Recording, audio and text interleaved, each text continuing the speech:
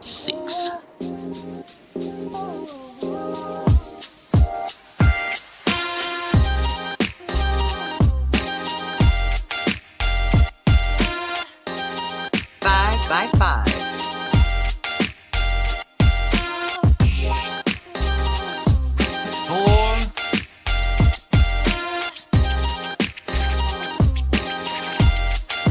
Drei Gläser.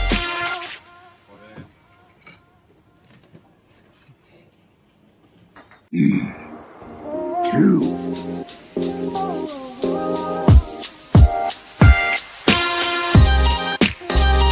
One.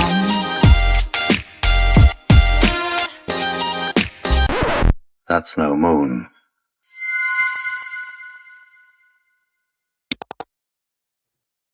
What's up, everybody? Welcome. We are live, and it is episode 15 of the Hardcore Casual Podcast. He is Jay of F1 Podcast fame. I am Mason of Radio Infamy, and we are the conversation at the body-strewn battlefield of the console war behind you. Jay, how are you doing this week, man? Well, man, as usual, it's been a rough week. We're building up to Memorial Day, so it's super busy, but a lot to look forward to. As you mentioned, the F1 podcast. We got what is considered the crown jewel of F1 this weekend, which is the Monaco Grand Prix. So not going to belabor the issue, but it's a spectacle to be sure. I'm looking forward to it this weekend. My guy won it all last year, so I was happy about that. But, I'm looking forward to that this weekend, man. So it's a big race weekend. We got the Indy 500 and a bunch of other stuff. And then some movies came out or are coming out this weekend that we're both looking forward to, but we'll get to that in a second, I'm sure, doing some housekeeping. But, yeah, man. So that's where I'm at so far this week. Well, question as far as that goes. So for Monaco, who are you rooting for, and who do you think will win? Okay, so I'm always going to be rooting for Ferrari. Right. But I think it's really going to come down. I've mentioned this to you before, and everybody that watches Formula One knows that Monaco always comes down to qualifying because it's one of the few races that they've been running since Formula One started in 1950.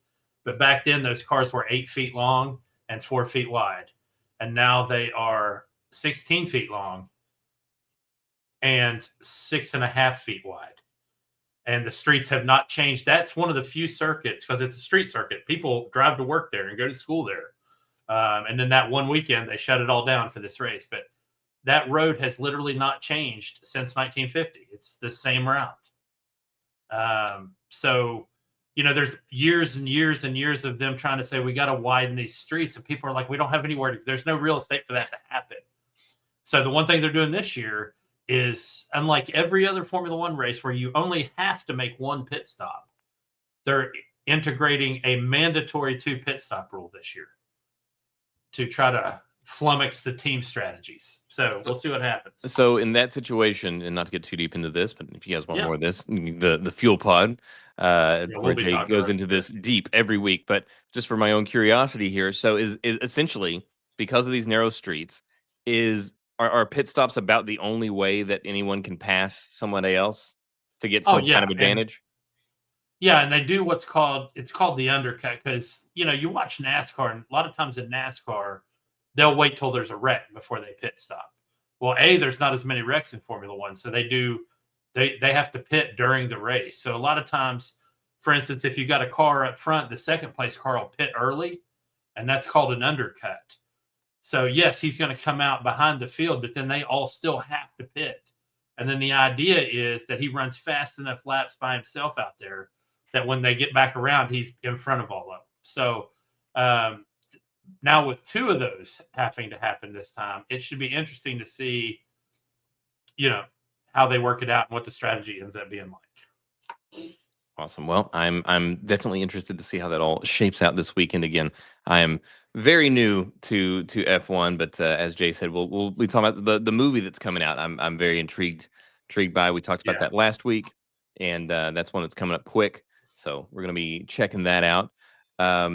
I did want to just start off and say that I've been doing this the last few weeks now, where I just come on and I want to say thank you to everybody that's popping on. There's always more people, and it's always mind blowing. We we think we're at a plateau, and then something blows up, and then we're thrilled with that, and then something else blows up, and it's even bigger than that, and it's kind of humbling and overwhelming.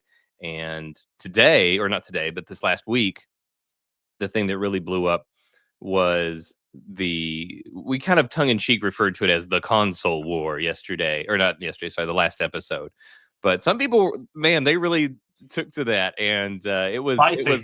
it was a lively comment section. So we did the section, which was our first of what we hope to be many sort of comment sections where we read viewer comments. Well, our cup runneth over now with these. When next we do another one, we will have no shortage of them. But I just want to say again, thank you guys. It's humbling.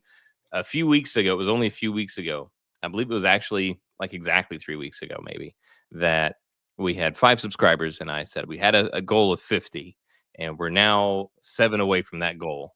So we're a small channel. That kind of growth is a lot for us, and it's been fun. It's been exhausting. I have not had this many sleepless nights since my child was born, but it has been very rewarding, and yeah, we can't thank you enough. So super, Yeah, and super happy and proud. I want to say 2 things. One, I also want to echo your sentiment of saying thank you to everyone that's been watching these videos.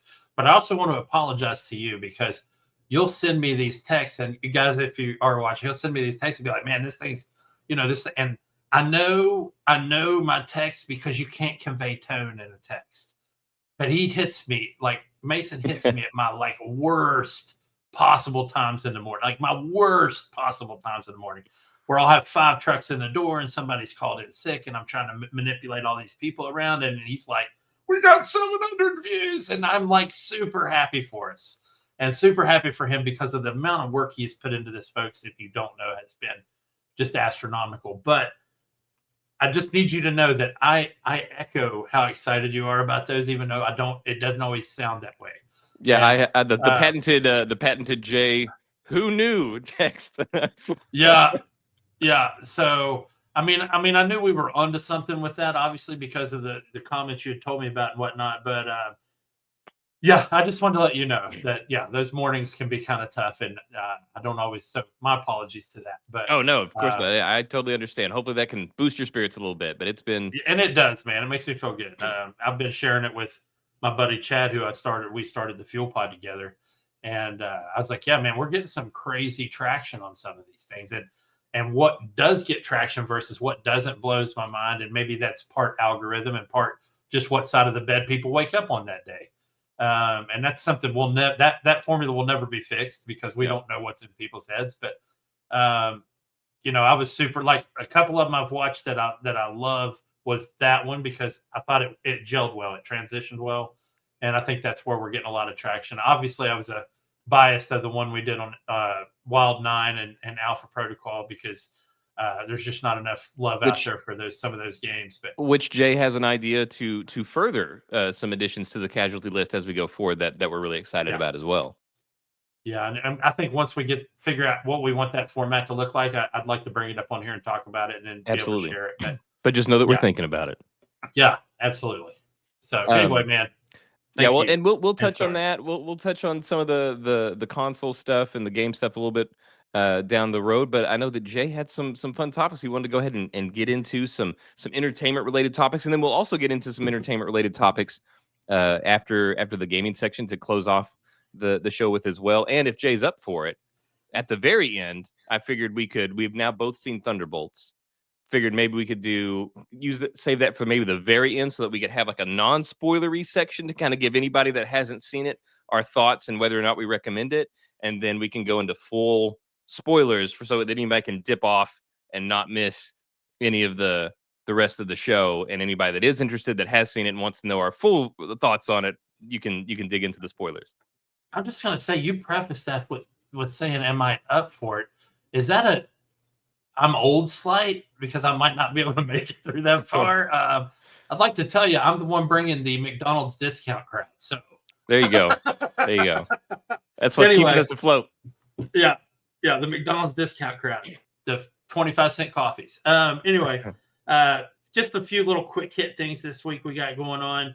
Fountain of Youth, which I am super excited. I loved the National Treasure movies, man. I mean, I Same. loved it. I know there were people that didn't because it was Disney, and in a world we live in where everybody wants a TVMA or rated R movie, here's a PG movie that nailed it. But the only thing I was bummed loved, about is that we never got that rumored third movie. well, we did get a show that was Yeah, terrible, but yeah. If it doesn't but have anyway, Nick Cage, yeah. But we do have, oh my God, that reminds me on Nick Cage. I'll get to that later.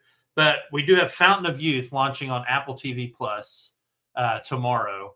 And with some of my absolutely favorite actors in it. So John Krasinski's in it, the main guy. And then we've got Natalie Portman, who I've loved since The Professional. And always great. shit, Even when man, she's in a I bad forgot- movie, she's great in the bad movie. I forgot who the other guy. Oh, I think it's General Hux. Yes, the guy that yes. plays Yeah, the General- redhead guy. Yeah, so he's going to be up there shouting about the First Order. But anyway, he's John Krasinski's sidekick, it looks like. So, and they're literally going after what I'm assuming is Ponce de Leon's Fountain of Youth. If you were a big fan of Explorers when you were in school. But I'm really looking forward to seeing it. Like I said, it launches tomorrow. I'm assuming you're going to try to watch it as well. Yes, yeah. I thought I had an active subscription to Apple. Apparently, I let it lapse at some point because it's one of those things where you kind of like pop on whenever there's something going. But I'll definitely have to re-up to watch this because whenever we saw the trailer that day that it dropped, you and I were both texting each other, and that's definitely one thing that we that I'm going to have to check out because I'm very interested in it.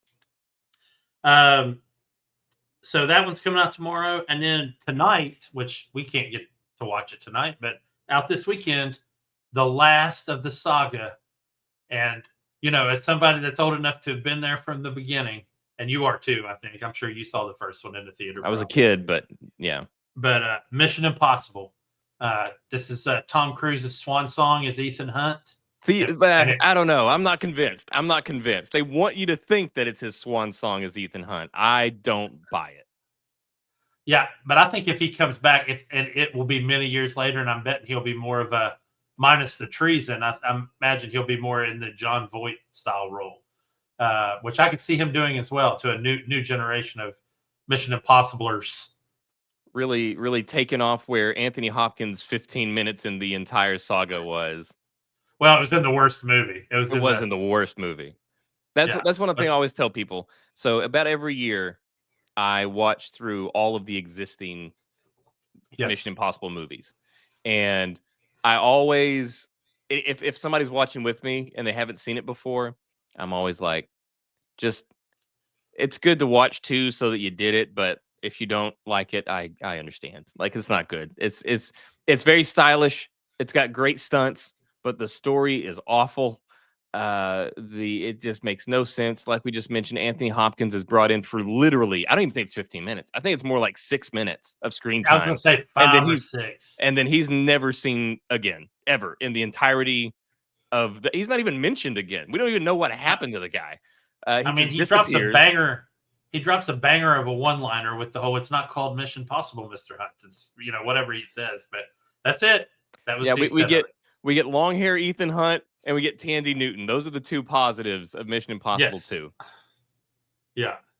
So, but yeah, I'm very excited about that. So I didn't mean to derail you, but yeah, I'm very excited. But I am one of the truthers. I am not convinced that this is Ethan Hunt's last ride. I'm still upset Rebecca Ferguson got offed in the last one. Sorry, spoilers if you haven't seen the last one. But Ooch, yeah.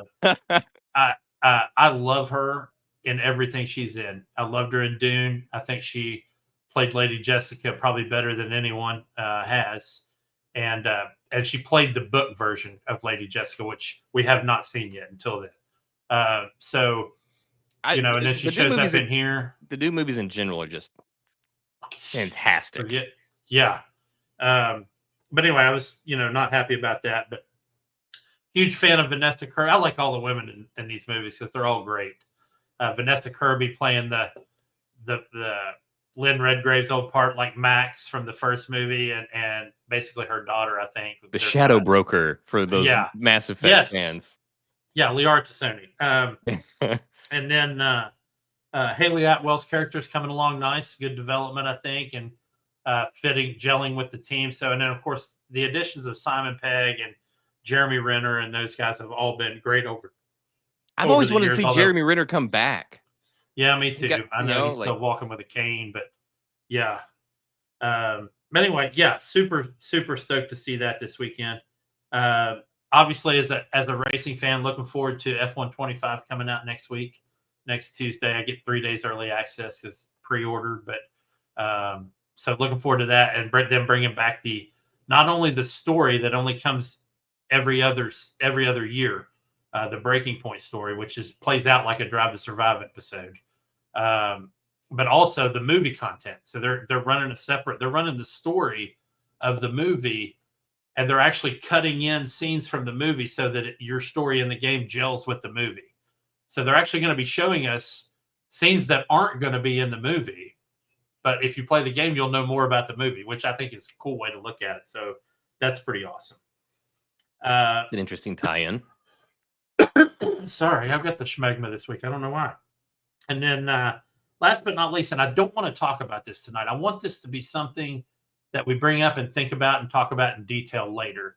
But I also want it to be something like, if we get comments on this, I would love to hear Read your some thoughts on comments. this. Yeah, and so I'm bringing up this topic, but it's for a later discussion. But Are you thinking about it?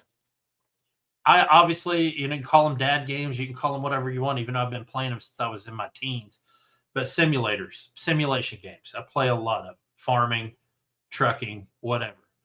New one comes out from the makers of SnowRunner. It's called Roadcraft, and instead of basically you just delivering stuff from point A to point B in horrible conditions like in SnowRunner, this time they've tasked you with creating your own construction company, and you go into just brutally savaged areas and rebuild. So by the time you leave the land, it looks completely different. You can make your own roads, you can do your own stuff. Anyway, the point I want to bring up is that almost every single simulation game has mod support for consoles.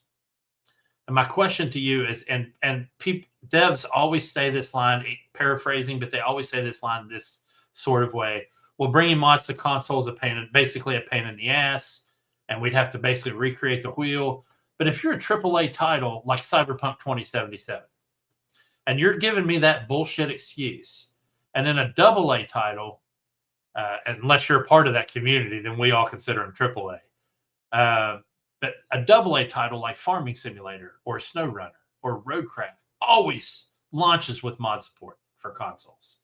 And I usually play them on both. I usually play them on PC and PS5 just to test the waters and see how they run. But it drives me crazy that I get mod support on those games and can't get them on Cyberpunk or Red Dead or Grand Theft Auto or any of these other huge big ticket titles. So that's a topic. I mean, if you want to put your 2 cents in, that's the only fine, thing but I would I'd add like to that before we get into that in a proper deep dive kind of way, the only thing I would say is that it does blow my mind that it's not as welcomed as you would think it would be, because a lot of these games, the modders can fix things that takes the load off the developer, or at least gives the developer time to Yeah. do their own fix. There have been countless examples where there has been a mod that was implemented to improve gameplay Yes. functionality. And in fact, I mean, famously, was Aliens Colonial Marines, was modded to actually function after a time. That was one of them where it was released by Gearbox Publishing, and it was broken. Like the AI was ridiculous, and the aliens wouldn't Right. actually attack. It was a whole thing. Then somebody found what the problem was, and they just corrected this little error in the code that was literally like one character, and then it just fixed it. And so, yeah, like mod support is a way that it can give you some breathing room. Like, hey, if there's something wrong, you've got these dedicated people. They can at least Yeah. throw in some kind of fix to give you some time for an official one. Yeah, absolutely. And I think you see a lot of times where developers, and Bethesda's famous for this, where they'll actually hire some of the more popular modders to bring their mods along, and then launch a remaster, and it's basically just the version with all the best mods in it. Yeah, So, there was an example once. I can't remember the game. I didn't know that I was going to bring this up, so I didn't try to look it up and get all the details about it. But there was a game one time. I don't remember what it was, but it was released on PC. It had a very controversial DRM element to it, like one of the DRMs that everybody hates. I don't remember which DRM it was that they used, but they could not, like, they promised the community that they would get it off the game, and they could not strip it from the game. They could not strip the DRM out of their own game.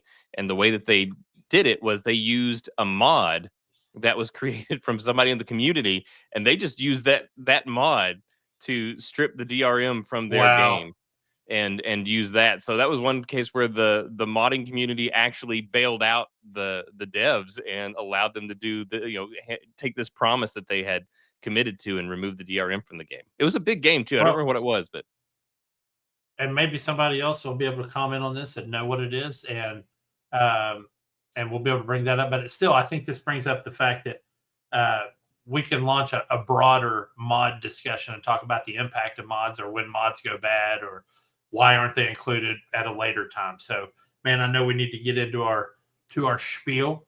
So I'm turning it over to you till we get going.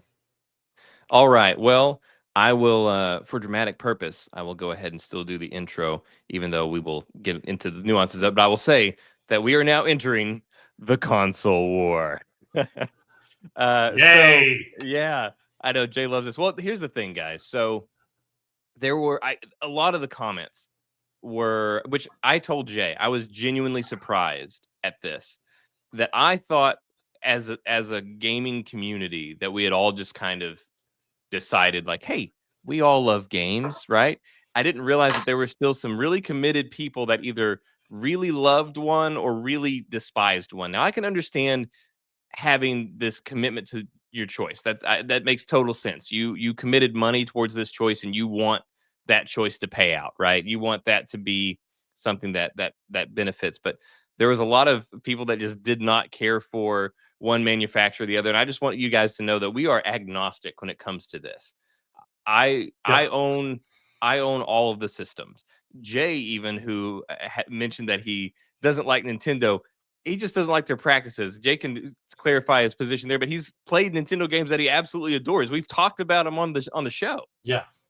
So we are not cheerleading any side. We're just giving you the facts as they happen. We're trying to just do a week at a time and just give you guys an update. We're not trying to rehash every aspect of the entire thing every time, because nobody wants to hear us say it more than once. But I will say this, since we now have a wider audience after this last week, and let you know that the reason that we called PlayStation the market leaders, some people took offense to us calling PlayStation the market leader, it's because they sold more current gen consoles. We're talking about the console war, not the company war. We're talking about the actual consoles themselves. And we even mentioned that Microsoft has the most money. Microsoft has all the money because nobody's Nintendo, PlayStation, they have no chance of ever catching Microsoft when it comes to money. They've got a home. So we're not comparing balance sheets. We're strictly comparing consoles. So PlayStation has sold more consoles than Xbox, therefore they're above Xbox in the console war. And Nintendo, the Nintendo Switch, while it is still currently available, it's not really a current gen console. Even their Right. next console isn't really going to be current gen console. It's going to be underpowered for that. And that's where Nintendo gets to enjoy this kind of outside position where they are completely viable. They're doing Yeah. just fine, but they don't have to worry about this competition back and forth because the competition really doesn't include them. They have, while PlayStation has exclusives that can be appealing and are a nice proposition and to convince somebody to come over, and Xbox no longer has exclusives. They have first party games, but all those first party games are going away. Nintendo is essentially exclusively sold on its first party games that you will only be able to play on Nintendo. And I think it's important to note too, and I don't think we've brought this up before, but I think Nintendo would love to have 100% buy-in on the Switch in the United States and Canada and so forth, Europe. But I still think they design it for their culture, for the Japanese culture, because I got to tell you, if you travel to Asia and you've got these, and God bless them, some of them commute 4 and 5 hours to work every day on trains and buses. having one of those portable TV things for a PlayStation or an Xbox just isn't a viable option. You see people. I remember when I was over there seeing people on PSPs and Vitas and Nintendo 3DSs, and that's what they play on, man. And they do ad hoc gaming from a train car.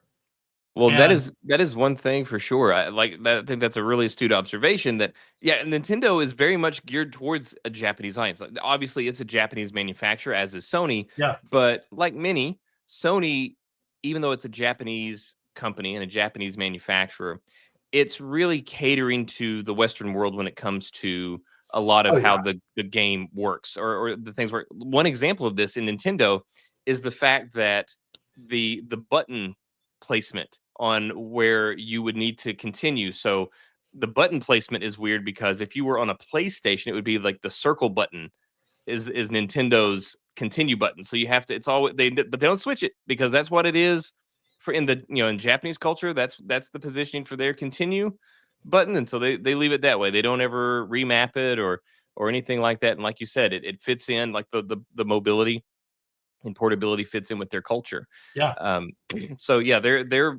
they are a company that designs it for the Japanese culture, and everybody just goes after it for the games. They don't have to chase the American audience. The American audience is coming to them, and it's right, because of their games. Where, like I said, whereas Sony has these things where it's like, hey, this is appealing. Maybe you'll like this game. Maybe you'll like this game. But most people probably aren't buying a PlayStation strictly because of the exclusive. It's one of the selling points where it's like, well, if these two things are the same, the Xbox and the PlayStation, I can play Call of Duty on both, and I can get this one's games over here maybe 6 months to a year later. But this one's games, are never going to come over here. Then it becomes a proposition. But for Nintendo, it's just that's the way it is, and they always go there. So yeah, we understand all this, guys. But we're not going to break it down every episode to lay it out. But that's where we're at. So that's why yeah, we call PlayStation the market leader. They've sold more consoles. They are they are the leading current gen console right now, just the way it is. And PC is in a land of its own. That's not a console, and they're dominating everything. So there you go. If you have any loyalty, PC's winning everything. So yeah. And as a member of the, I got to tell you too, and I've made my record clear on this many, many times. I don't care what you play on. yep, You should game for you, and I'm speaking to everybody right now. You should game for you. You should play the games you want to play, how you want to play them on the system you want to play. And even though I'm a member of the PC Master Race, which I hate that phrase, I love my PlayStation, man.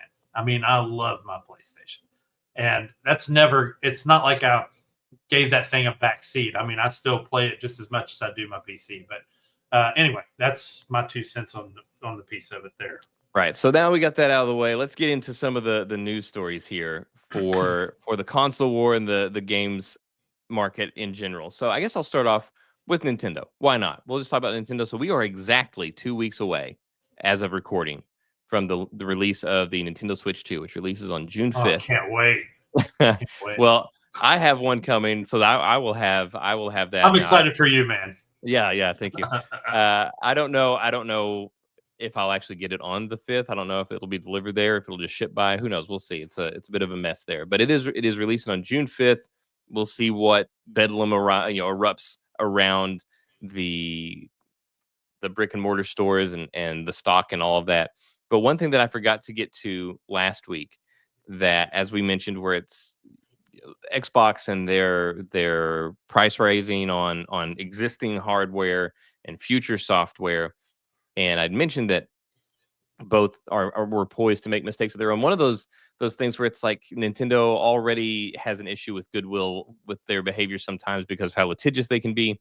Well, one of the provisions in their new end user license agreement allows Nintendo to brick your console permanently if they feel the need to. If you violate any aspect of their license agreement, which can be anything minor, but basically at their discretion, they can permanently brick your console. It's not a thing where it's bricked. You call them up and like, hey, what's going on? Okay, they flip the switch again, and you can play again. It's permanently destroyed. So you can pay for the console, and at their discretion, they can brick it. So here's my thing. I have two different viewpoints on this. One, that's messed up like worse than Pluto messed up. But the other piece is don't screw around with your stuff. Don't break the rules. Just play the damn thing the way it was meant to be played. You know, Yeah, of course, it seems to be pretty easy to come down on the bad side of Nintendo. Like we've said, they've sued streamers and stuff like that for using this. Who knows? But it is a thing. So be aware. Hopefully, though, it's not a thing that becomes an issue in the wider audience. And the last thing I want to point out for Nintendo was that, so talking about Nintendo being sort of a current gen player, so they do have some impressive frame rates and resolutions by Nintendo standards for the new system. But the thing is that that's their first party games. These third party games, it's not going to be the same story. Cyberpunk 2077, there's been a lot of gameplay that's come out of Cyberpunk that's on coming to Switch. the Switch. Yeah, Switch 2, which I mean in itself, you hear that and it's like, well, that sounds impressive that they could get, because if you haven't played Cyberpunk, it is, even though it released in a pretty broken state on a lot of systems, it is a it's fixed now, but it is a visually stunning game. It was always visually stunning. There's neon lights and so many textures, and it was massive cities, and they were alive. It was crazy. And so yeah, they managed to get this thing running on a Switch 2 console, but it ain't pretty. It's not great. Like it's one of those things where if that's your only way to play it, I'm glad that you have access to play and experience Cyberpunk 2077, because it is a fantastic game. However, if you have access to literally any other system that can play this, whether it's, doesn't have to be PC where you can get 120 frames, ray tracing, whatever. If you could just play it on PlayStation or Xbox, that would be better, because again, if the only way that you have to play it is the Switch 2, I'm happy. I'm glad that you have access to it. But if you have access to literally any other means of playing it, play it there, because it is looking rough. It is looking haggard on the Switch 2. So I'm thinking potato. Just that thought comes to mind, that like everybody would be potatoed until you got right up to them, and then their faces would draw out or whatever.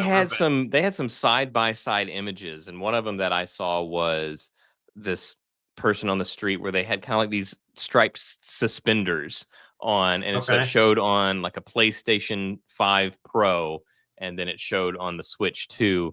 And the textures on the Pro, you could see that the straps were actually had dimension to them, and they were sort of raised off of the skin, and you could see like the stitching between the stripes that were on these little suspenders and all that. It was a very nice image. And then on the Switch, it was very flat. Like there was no shadowing. It was painted into the skin. Yeah, there was no shading. It just looked like, these painted makeup straps. It was not great. Again, if it's your only way to play it, I'm glad you have access to it. But if you have literally any other way to play it, I would recommend playing it literally any other way.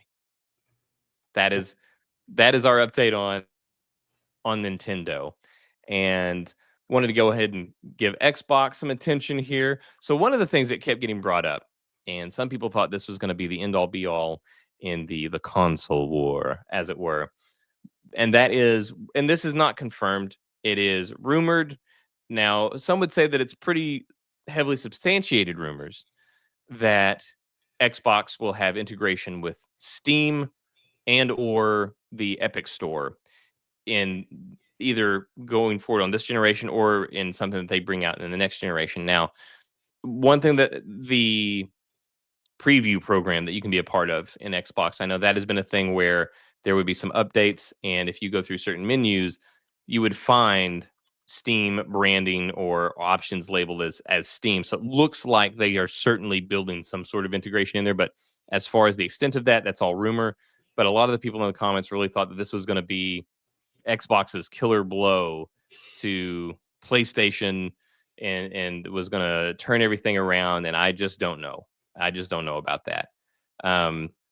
Because man, I'm a mixed bag on this, man, coming from PC and I also use Epic, but it's only if I can't find it on Game Pass or Steam.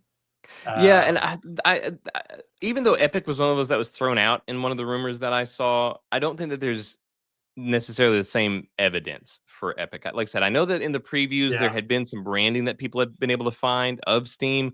I don't know if the same exists for Epic, but even Steam, I do wonder if it does happen, which of course these things can always fall through. These sort of partnerships and things Yeah. like that, these things can always fall through. But even if it does happen, I do wonder the extent of that integration and how that would really work. Because as Jay and I had talked about before we started the show, the sales that happen on Steam and the sales that happen on the Microsoft or the Xbox store, the digital storefront on the Xbox, Jesus. these are Yeah. not the same thing, right? On Steam, you can get games on sale for $2, $5, $7, and these are crazy things. Whereas on the Xbox store, the digital storefront, you're looking at maybe you can get 10, 15, sometimes maybe even $20 off, but it's going to be really really infrequent. You're not going to have nearly the kinds of sales like you would have on Steam. And so if they're going to be selling, if there was a Steam integration, and let's say that theoretically it was a full integration of Steam, one of the issues that they would have to contend with is, well, people are going to be able to buy games cheaper on Steam than they can on the Xbox digital storefront. So are they going to restrict what you can buy on Steam? Are they going to say, well, we will just change our pricing structure to mimic it? I don't know. I don't know how you contend with that disparity, for one. Yeah, and I mean, here's what I feel like I can guarantee. I feel like I can guarantee that Steam is not going to alienate their PC people by matching Xbox's standards. Oh, for What I sure. think No, is no. what I feel like more will happen is what you just said. I feel like Steam will restrict it. So, and yes, that'll piss off the Xbox people, but they were late to the party anyway. So they're definitely not going to alienate their people. That Yeah. won't happen. Oh, no, absolutely not. Like the Xbox needs Steam. Steam does not need anybody. No. Yeah, Steam's no, doing just they fine. do not. I mean, Steam is the entire reason that we have not gotten a Half-Life 3 or really anything from Valve in forever. There was that one VR Half-Life game that they did, but outside of that, because they don't have to. They don't have to do anything right now because they're making money hand over fist with Steam. Yeah. It's just a money-making machine. That is the default storefront when it comes to PC gaming. Like, if you have a PC and you're using it to game, you have Steam.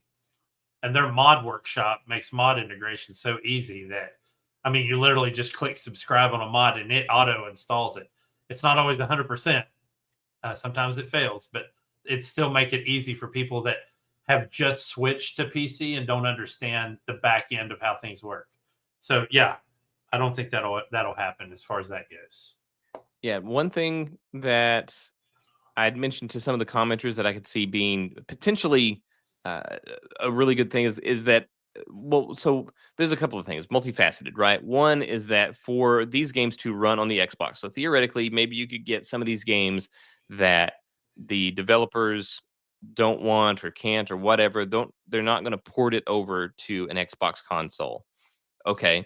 Well, but they do on Steam, they'll have controller integration where you can plug in an Xbox controller and you can control it with a controller. So if you had that, great. Well, then all you have to do is you just need to find the right mixture of settings that would allow this to run smoothly on an Xbox. Turn this down for the graphics or whatever. Find that right adjustment. One good thing is that if across Xboxes is that you wouldn't have to worry about any differentiation. You wouldn't have to worry about, oh, we got to think about this processor or this graphics card and this and that and different mixes. They're all going to be the same. It's all going to be the same hardware. So that's one advantage that they would be able to have, where it's like, if we can find a mix of these sliders that work, we could just apply that to all of them and be good. Now, but on some of these games, one of the reasons that some of them don't come to Xbox, maybe it's because some of them, maybe they don't think there's a big enough crowd that would be interested in it. Like,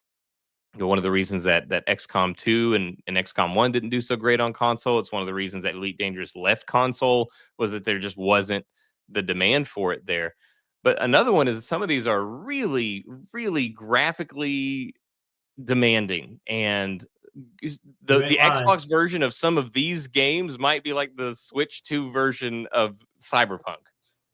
Yeah, where it's just like that level of degradation of experience, and then whether or not that's worth it.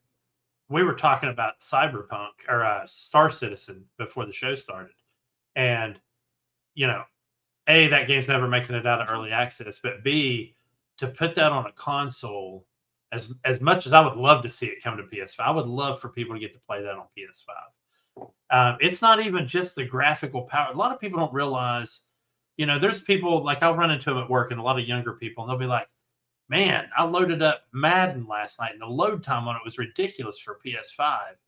And I'm like, what you're not thinking about is the stat crunching that's going on in the background. And that's what a PC does better than a console, is it's able to partition out and put in different folders and access the data it needs. So a lot of that grinding you hear on a console is just stat crunching. And of course, it'll pull from power from other sources, including your graphics card.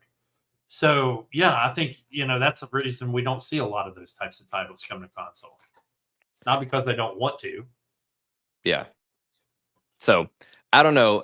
So there you go. There's that bit for Xbox. Again, it's rumored. Take it as a rumor right now. It looks like there's certainly some evidence that it's at least being considered, but these things can always fall apart. And then once even if it is a thing, who knows how it's executed? We'll have to see. So there's that. And then this one is kind of more game related than just strictly console, but I'm putting it under PlayStation because PlayStation bought the developer. So we got to talk Bungie. Good old Bungie. Remember when Bungie was awesome? Yeah. So, of course we all loved Halo, and then Bungie sort of gained their independence from Xbox and got out from under the whole Halo thing. And then they made Destiny, and Destiny was a massive hit. And then, PlayStation bought them for $3.6 billion. Jeez, dude. $3.6 billion. And then Destiny 2 has been allowed to really dwindle. They had layoffs. They didn't listen to the community, and PlayStation 2 Destiny 2 is now a shadow of its former self. The player base is dwindling. The loyal fans have kind of turned on it in large part. They're still trying to support the developers as much as possible, but the leadership at Bungie is really what's killing it. And even after all of that, Bungie decided to do, kind of harkening back. I don't know why they even tried to tie it back to Marathon, but there was this trailer that came out for Marathon. Now, Marathon was I sent it to you. Yes. And I'd seen it before there because it was during one of these awards shows where they premiered the trailer. And it looked amazing, looked crazy, had this crazy visual style, looked like some cross between cyberpunk and 90s Marilyn Manson. Like, it was just bizarre. And although it didn't look like Marathon, that's the weird thing. So Marathon was like the progenitor of Halo. And this was nothing. It didn't look like it visually. And this new Marathon is an extraction shooter. So I don't know why I don't know. I don't know what cachet they thought was left in the Marathon name and why they would just take that and then just change everything about it. But it had been one of those things where after that trailer dropped, it was an impressive looking trailer. It was a wild looking trailer. It was visually captivating. But then everything after that, it just never seemed to click. They had some not open, but they had play tests where they would bring some people in and these people would get to play it. And it just never clicked. It just never really seemed like it was catching on. It had just this uphill battle. And even though it looked crazy, the gameplay just didn't really seem to have much of an identity.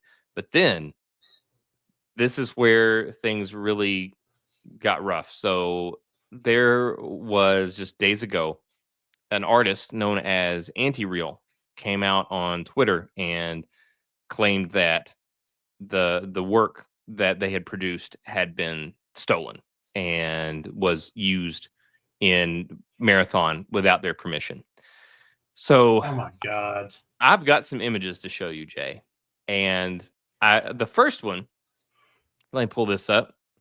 So here we go. So the first one here on the left is Anti-Real's art.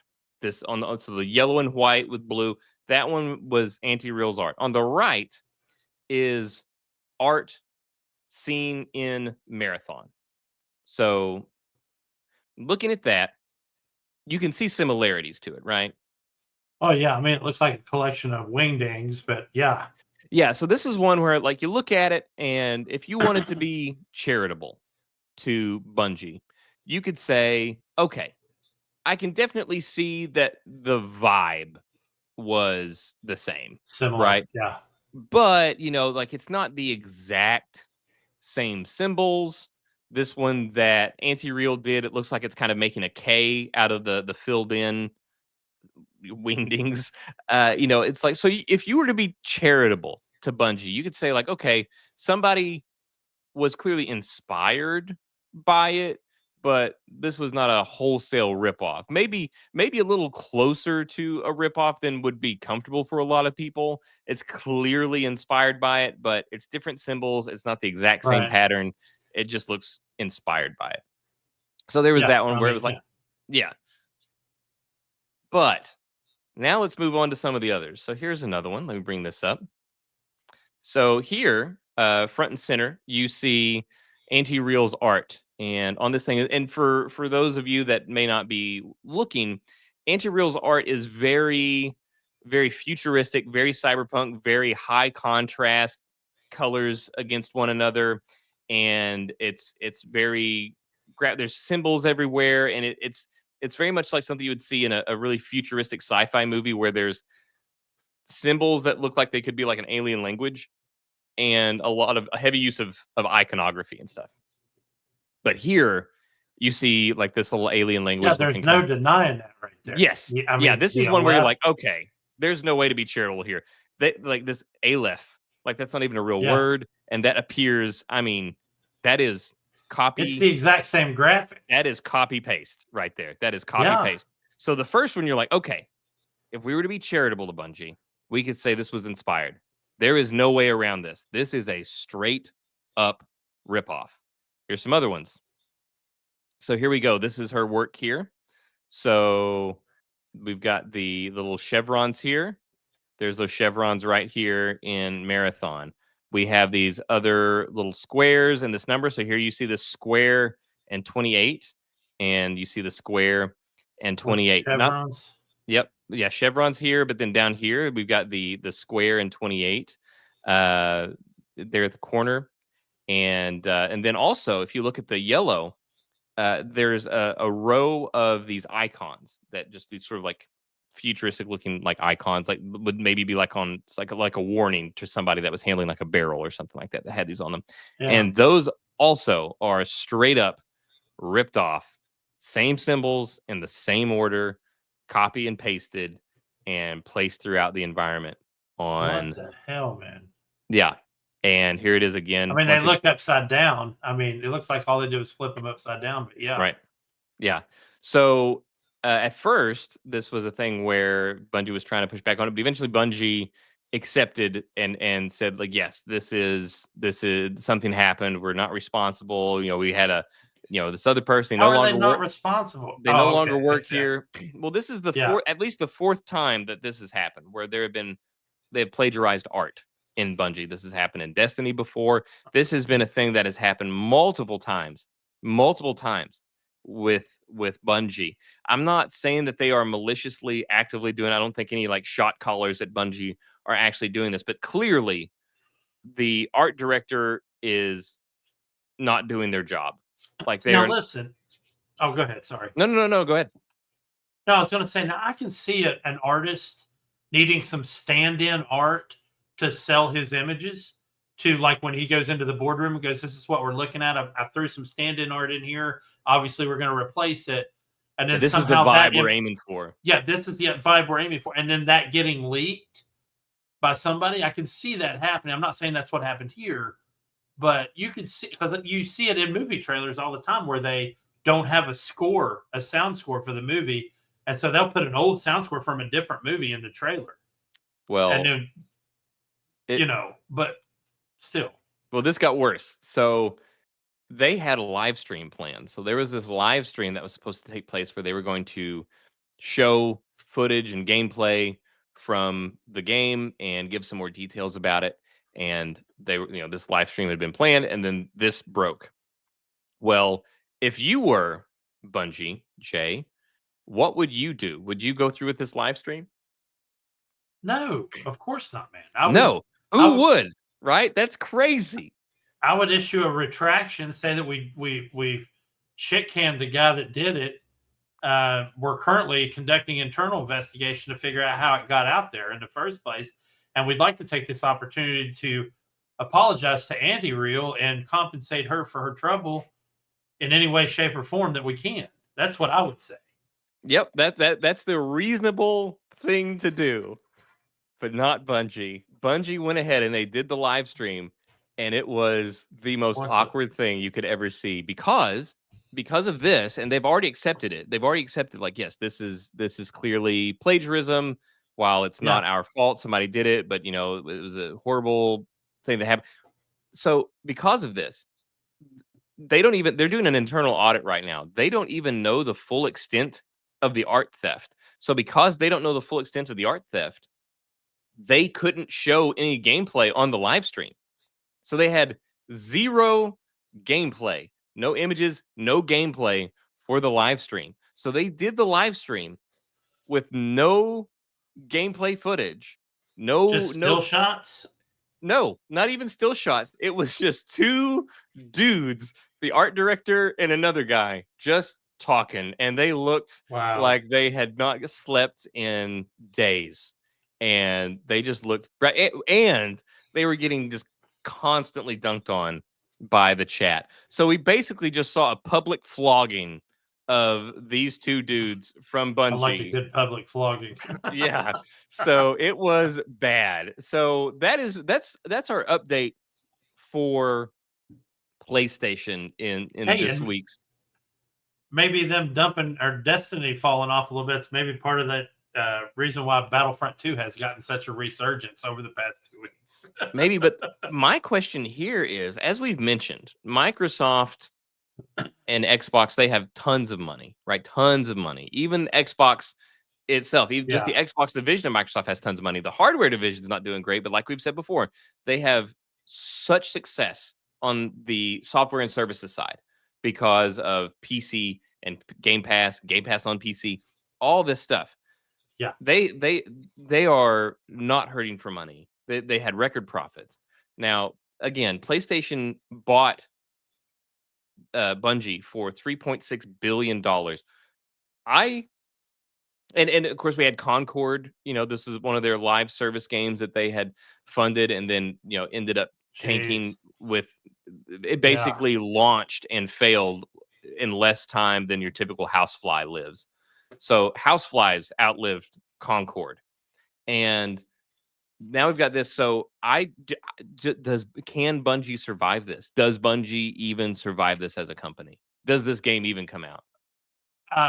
Well, I don't think the game will come out for not only the reasons you just said, but that video I sent you, while artistic and certainly out there, it felt like it was it felt like a fluff piece and kind of like a test balloon, if you want. But I don't think it's going to. It definitely won't now. I don't think. It was scheduled to come out later this year. At the very least, this thing yep. cannot release by the end of this year. Cannot. No, it's not coming. And I don't. This is one where I don't know. I don't know if Bungie can survive this. It already wasn't clicking. Now it's got this. The only way to turn this, they've got to have something impressive to turn it around. But Bungie feels like one of those places where a lot of people that really gave it its feel. The people, like, because in Destiny, like, the gunplay was so great, but a lot of those people that designed that Destiny gunplay, a lot of them aren't there anymore. It's I don't know. It's one of the. It's starting to feel like the shell of its former self, unfortunately. Well, hopefully they find lifeboats for some of their solid developers, because those guys have put in a lot of work, and they're able to get them jobs at Bethesda and Ubisoft or wherever, and then probably just shutter the doors and call it a day, or roll that dev house into one of the other dev houses. So, I mean, they have options, man. It's Microsoft. Yeah, and So that's where we are on the consoles, and I have 2 points to make on some additional game industry things. So one revolves around another hot topic that we had in the last couple of weeks, which is the rising cost of games and potential there. I have the And game topic too. Just don't. Yeah, let me excellent. get it in the end. And Borderlands 4. Want to talk about those, and then some stuff to touch on with GTA 6 at the end. But Borderlands 4. Borderlands 4, I know, as you know, we put out a video where we mentioned that, you know, Borderlands 4, Borderlands is kind of like the Nickelback of gaming. It's cool to hate on it, but I love it. I love Borderlands. But you know, I love Borderlands, and I love the lore, and I yeah. love the art style, and I love the guys that put it together to begin with, and are still there. And Yeah. as adults, we can also look at things and know, like, when something's not great. Like Borderlands And 3, gameplay was great, story did not exist. Like there was so much no there that shit. was missing the mark. And Borderlands 4, it looks like they really kind of refocused, and they're really giving us that it was always kind of out there and the humor was always there, but it seems like they're finally pulling back and not going so Tiny Tina about it. And we're getting more like the Borderlands 1, Borderlands 2 vibes again. Yeah. And I'm looking forward to that. And so Jay and I both love it. And I love Randy Pitchford, CEO of Gearbox. I've had the honor to meet him a couple times. He's a cool dude. I just ate at his restaurant a few weeks ago. Love that place. So I'm a fan of Randy Pitchford.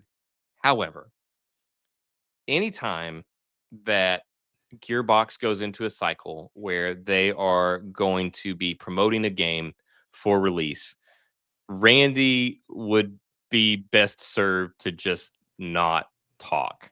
Just stop talking, Randy, because he tends to put his foot in his mouth often. So over the last few days, that has turned into someone had sent him a tweet.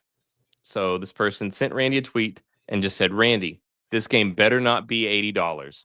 Don't take that risk. A lot of gamers aren't going to pay $80 and feed this notion of constant increase of the price tag. You are the CEO. You have some say with the price when it comes to your publisher. So this is in reference to, most people didn't see it until after this tweet from this guy. And so people thought that this was a response after this controversy of Randy's response that I'm going to get to here momentarily, but it was actually recorded prior. So he did this interview prior, and they had asked him about the cost of the game. And he said that he didn't know what the cost was going to be. That's out of his hands because Gearbox is no longer independent. Take-Two Interactive is the parent company of Gearbox now, and that's in their hands. He also said, like, hey, our budget was twice the budget of Borderlands 3, which, one, not our fault. We didn't tell you to do that. But the other thing is, he was like, oh, well, you know, now the products, you know, for packaging for retail, those materials are getting tariffed. Well, most people are buying digitally, dude. Like, that's not an excuse to say, like, oh, the plastics are being tariffed. Like, no, man, like, most people aren't buying, you know, hard copies of this thing. So, but there was that. But he did say, like, hey, I don't have any control over whatever. So this person's saying, well, we do have control. But this is Randy's response, and man, did it not go over well. So he said, A, not my call. B, if you're a real fan, you'll find a way to make it happen.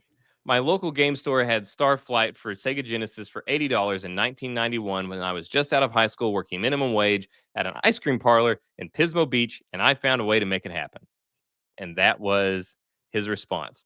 As you might suspect, people were not pleased with this response from Randy Pitchford, and there was much wailing and gnashing of teeth, and rightfully so, because this was one of the dumbest things that he could have said. This was a definite read the room kind of moment. Like, what are you doing, dude? Yeah. Plus the whole idea, no matter what the media is, the whole idea of back when I was poor, I could do it. So you'll figure out a way. Yeah. Well, thanks for reminding us that we're the underlings here. Appreciate that. The unwashed masses. Yeah. He has not changed a bit. Yeah, it's just not a great thing to say. And but unfortunately, this sounds like the way that a lot of people are thinking about it. I think most of the people in because these corporate boardrooms, man, these people are not gamers. Like Phil Spencer, I love Phil. People think I hate Xbox. I love Xbox. Xbox was my. Yeah. There's still games that Jay wants to play that I can't play because I own it on Xbox. That was my default game console for years. I love Xbox and I love Phil Spencer because he is one of the few corporate guys that's actually a gamer. You know, like he's one of the actual gamers in this field. I love Not to him. not to mention that before Sony got its act together, Xbox had the most stable online gaming environment ever. Oh yeah, 360 changed the game. The 360 was absolutely revolutionary, and it's going to go down in history as one of them that changed it. Like, yeah, the 360 was what made online gaming what it is. If it was not for the 360, we would not have online gaming as it is right now. I was a 360 guy. I bought it because I saw videos of people cooking eggs on PS3s. I red ring 2 of them, and I red ring 2 of them as well. But my last one, I got the Halo 3 edition of the Xbox 360, and that thing ran like a dream. And so I'm not hating on Xbox either, any way, shape, or form. I still love the old Duke controller from the OG. Well, and that's another thing that, just a little side tangent here. That's another thing that I've mentioned to many people in the comments is that, you know, we're not pulling for anybody. We're just calling balls and strikes as we see them. But the big thing is that, you know, I don't want Xbox to go away. As a physical, they're always going to be a software and services. That's never going away. But as a hardware competitor, I don't want to see them go, because the more competition there is, the better it is for us, the consumer. Because once somebody has a monopoly, they get to run the room. They get to make the decisions, and they get to be the guy that sets the tone. As long as there's competition, you know, we stand a chance to have a little bit of say in things. So we want more competition. But so after days of this swirling around and people being really upset, and rightfully so, Randy Pitchford kind of jokes around with somebody on Twitter, but he finally kind of, I'm not going to go into all that, but I'll just read this little last bit that he ended with, where he did try to clarify himself, and he said, in seriousness though, nobody likes being taken for granted, and it was not my intent. I'm humbled by the love and support everyone has shown the team as we push hard to get this amazing game in your hands. They're crushing it, and I can't wait for everyone to play what's going to be the best Borderlands ever. Regardless of where the price lands, it's going to be worth it and then some. Back to work for me. And that's just what you should have said to begin with, man. Like, you should have just left it there. He shouldn't have engaged. Exactly. That's what anytime they have a release cycle, I wish Randy would just be like, and I'm logging out of Twitter. Like, we're just going to not do that. And I'd like to say that when he was younger, it was even worse, but it wasn't. He's still the same. And I actually met him too, Russ, but it's been a long time ago. And he was 20 and he was working on a game, and I was still in the Army, that I got to test while I was in the Army, called Brothers in Arms Road to Hill 30. Now, just ignore the Ubisoft logo and look to the left a couple spots, and you'll see the Gearbox logo. He worked on this game with a colonel in the infantry named John Antall.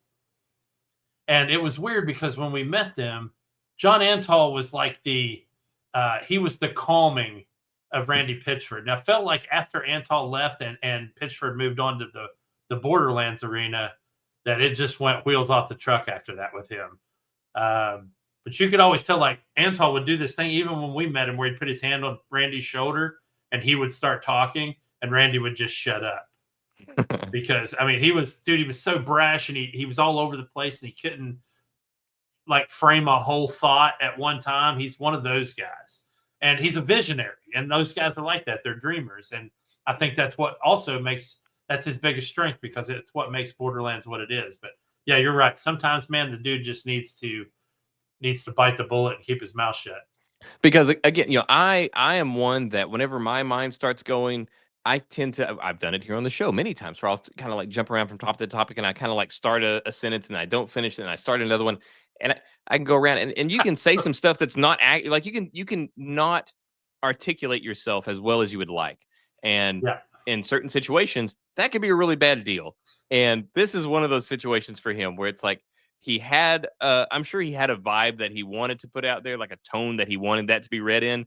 But whenever you send text messages or tweets, those can be read in the tone however the person chooses. Like Yeah. whatever tone you want to read that in, you can read it in whatever tone. So it's just bad. He just needs to stop. So hopefully this is the last we hear from Randy Pitchford regarding Borderlands 4 until the release in September. I do, however, wonder now, like, because he's said, like, oh, I don't know, it's not up to me. What will it be? Will it be $80? What do you think? I think, again, I'm going to say what I said about GTA because it falls in that same boat. I think we're going to get a big boy edition that's somewhere in the neighborhood of 149 to 199, depending on what it looks like. I remember I stood in line for the midnight release of Borderlands 2 because I got the Vault Crate edition that came in one of the in-game like Vault Yep. crates, and I got a police escort to my car, and that thing was 199.99. So I think we're going to see one of those, and then we'll probably get a mid-range like that doesn't have the Vault Crate, but it's like the game with the season pass and some aesthetics and whatever. Not aesthetics. What's the word I'm looking for? Tchotchkes. Little doodads. In-game kits, if you will. We'll get that version. Then we'll get a version that has those little kit things, but no season pass. That'll probably be like a deluxe edition.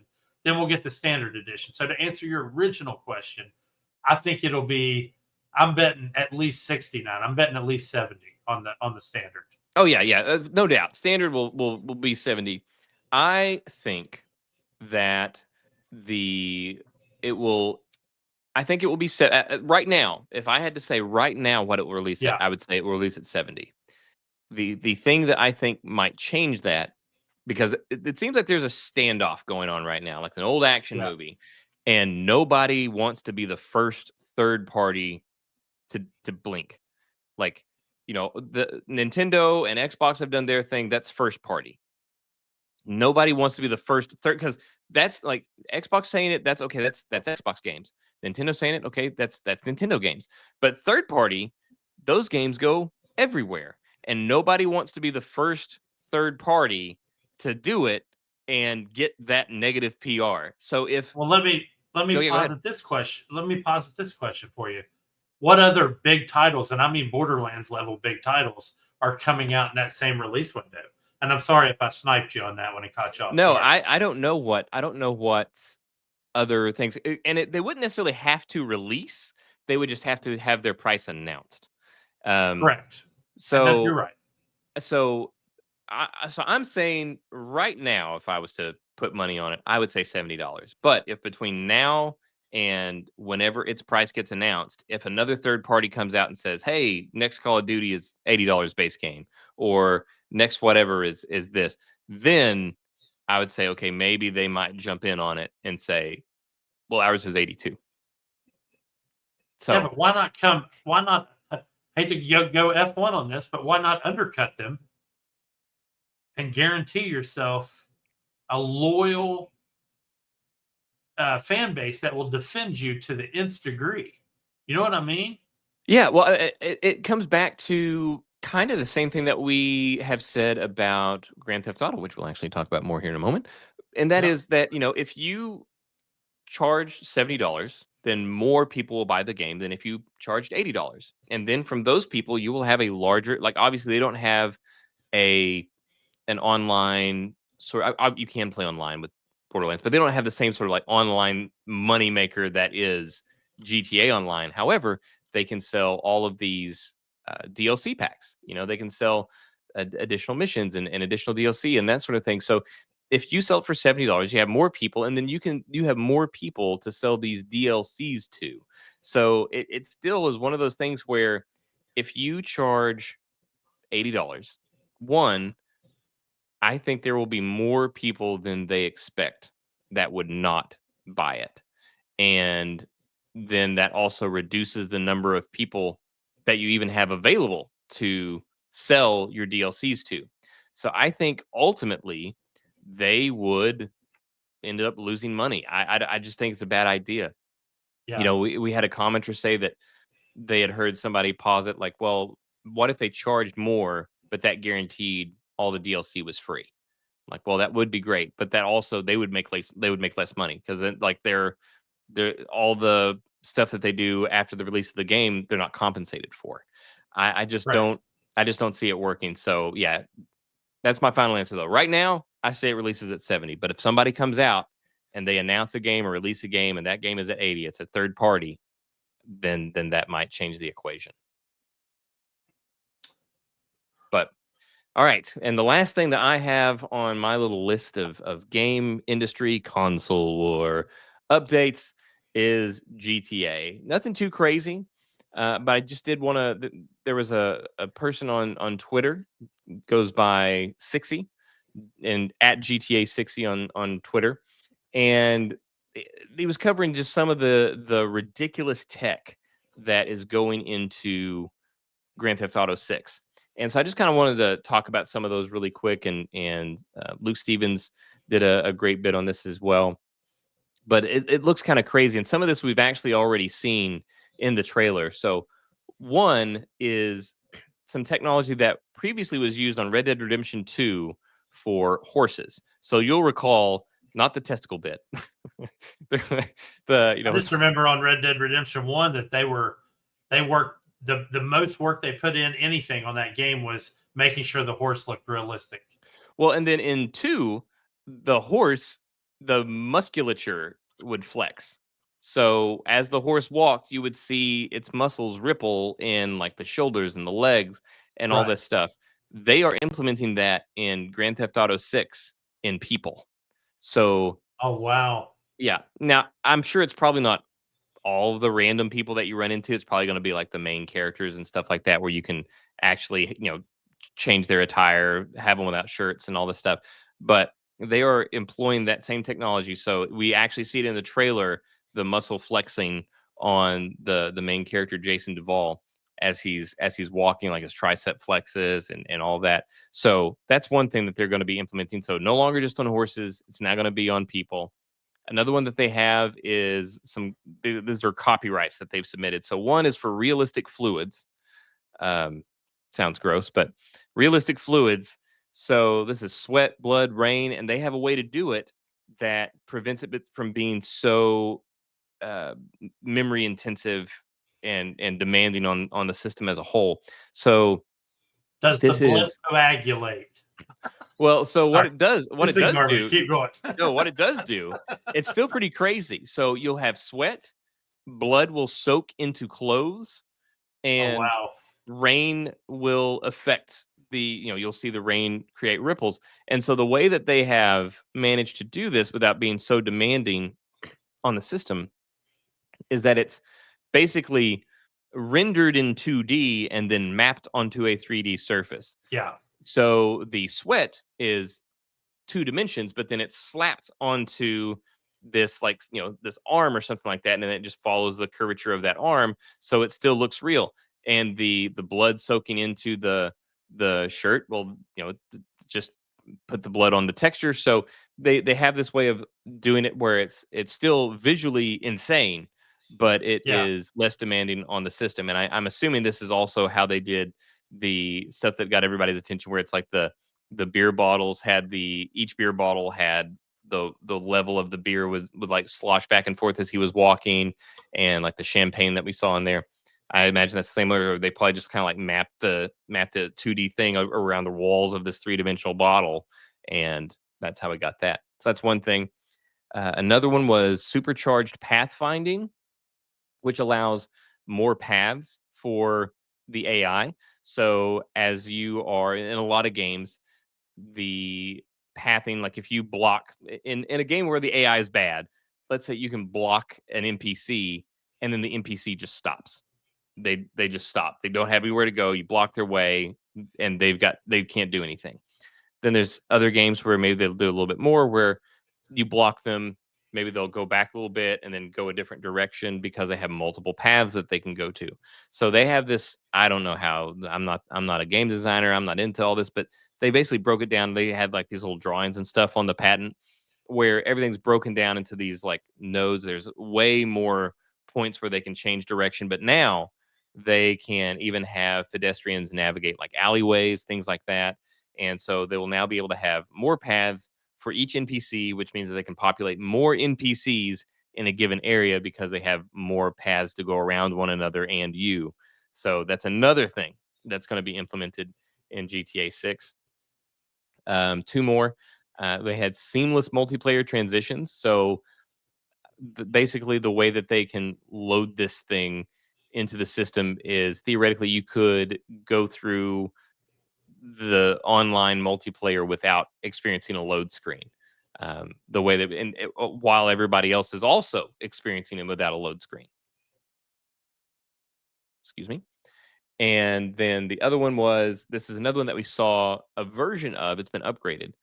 But we saw a version of this in Red Dead Redemption 2, and it's terrain and light that reacts to you. So in Red Dead Redemption 2, if you went to the snowy mountains, you would see the snow deform as you walked through it. Right. And sometimes it was thick snow. It'd be like, as thick as your hips, and as high as your hips, and you'd walk through it and it would deform, and your path would open up in it.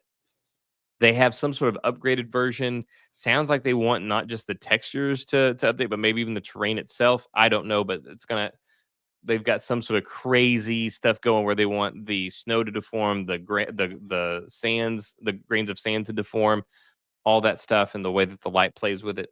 A whole litany of things. So that's it. Yeah, just some crazy technology going into GTA 6. It's going to be a technical marvel, whether it's your bag or not. As a player, everybody that plays it, some people like it, some people won't. There's not going to be any denying this thing is going to be a benchmark The for funny this thing console is, generation. and people aren't going to have to worry about this on console, but I actually, while you were talking, I pulled up because I hadn't even thought about doing it yet, but I pulled up the system requirements for PC. And when they list the system requirements for a PC game, they always give you the minimum and then the recommended. And of course, I always go straight to the recommended because there's really no point going to the minimum. Yeah.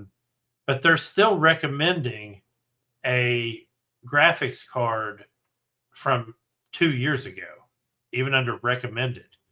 So I'm wondering if some of that has to do with the fact that they're having to downplay it on console. I wonder if they're being held back by Well, console. I don't know, because that's one thing. Rockstar. And I'm not being a dick. I'm not. No, no, That's no, not no. a dick No, statement. That's I just think it's one of those things where it's just like some devs seem to have just unlocked something. Like if you'll recall, Naughty Dog and the Uncharted yeah. games, they were always able to squeeze so much more out of a PlayStation. Oh my god, those games always look great. They were always able to squeeze so much more out of a PlayStation than any other developer. And that's been the thing with Rockstar, where they've seemed to have been able to squeeze so much more out of these consoles in every generation than anybody else has. So Yeah. I don't know what witchcraft they're performing that's allowing them to do this. But I think I think it's gonna I think they will hold it. I know that you were skeptical. I think it is gonna run really well, because that's one thing that people would immediately call them out for. And I think Rockstar doesn't want to get themselves into that thing. I don't think they want that smoke. So I believe they can do this.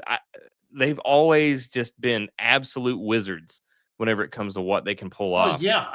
And man, they can throw. There's no salary cap in game development, so they can throw as much money as they need to And they have make as it much work. money. So, yeah, I don't want to be misrepresented. I absolutely believe this game's going to run smooth, and it's going to work, and it's going to look fabulous. I mean, like a sports game, though, there's a ton of number crunching that's going around on the back end of this game, For sure. just based on you being in the world at all. As far as random encounters and NPCs and that whole bit, I always try to look at it from that and that's how I'm always going to approach looking at game development is how do they handle the back end. And I thought 5 still looks good, and I'm talking about the PS version of 5. I'm Yeah, not even talking about the PC version. well, and that's even multiple generations now that 5 Yeah. has been out, and it still holds up. Yeah, and it's still running very, very well, and it's very smooth. The Naughty Dog games, I know I sent you some screenshots from Gran Turismo. Yep. I don't know what their voodoo magic is that they use, but that shit looks real as F, dude. Well, I mean, whenever you sent those to me, I thought it was a real image.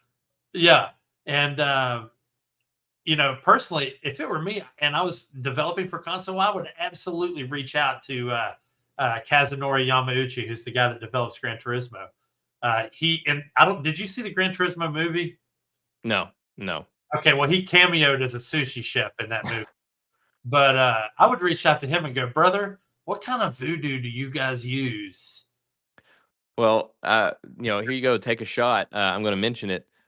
Death Stranding. So, Look like a National Geographic documentary. yeah, that Decima engine, dude. Like, I mean, sure, your characters, they look great, but you can still tell that they're Game characters. game characters.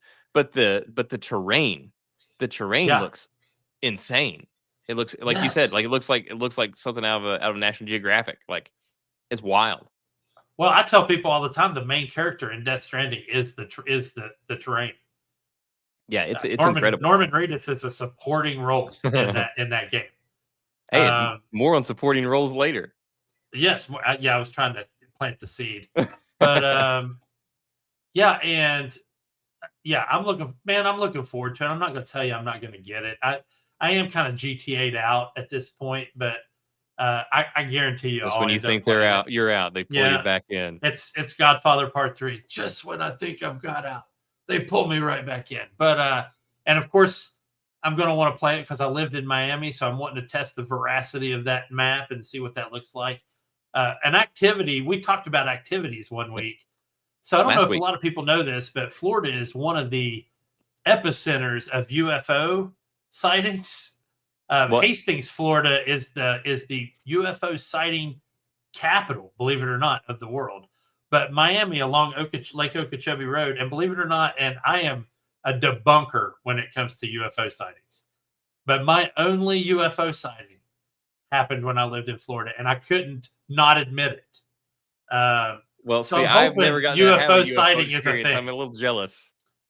I'm hoping that is a thing in the game. I mean, because in GTA 5 we had the Independence Day ship thing that was possibly at the bottom of the Lake Chiliad thing. Well, and there was also in Red Dead Redemption 2, there was a UFO.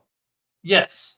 But like I'm driving home one night and I take Lake Okeechobee because all locals take that road, and I see something come at me like full force, shaped like, and again, people, anybody that watches this, I'm a guy that absolutely debunks these sightings. I mean, I'm all about debunking them. But this thing comes right at me, turns 45 degrees and heads the other direction without losing speed. I literally pulled the car over on the side of the road. I got out of the car and I'm literally going, that did not happen. I did not see that. That did not happen. I just kept saying it. And then I got back in the car and I got home and I went to my next door neighbor's house. And I'm like, I got to tell you what I just saw, dude. I can't not tell you this. So that is a big deal in Florida. So I'm hoping that they add something like that in there. I hope so, man. That'd be awesome. Really freaking cool. That would be awesome. Well, but I had one more game topic. Yeah, absolutely. Go for it. That's all I've got for GTA. So as a huge, gigantic Star Wars fan, and this is kind of an Andor transition into a game topic, but I think due to, and I know my son's listening to our episode in the next room, but so this is kind of shout out to him too. But Battlefront 2 has seen it can't even be recalled a resurgence. It's almost like a revitalization of player base over the past week. They're running a triple XP event.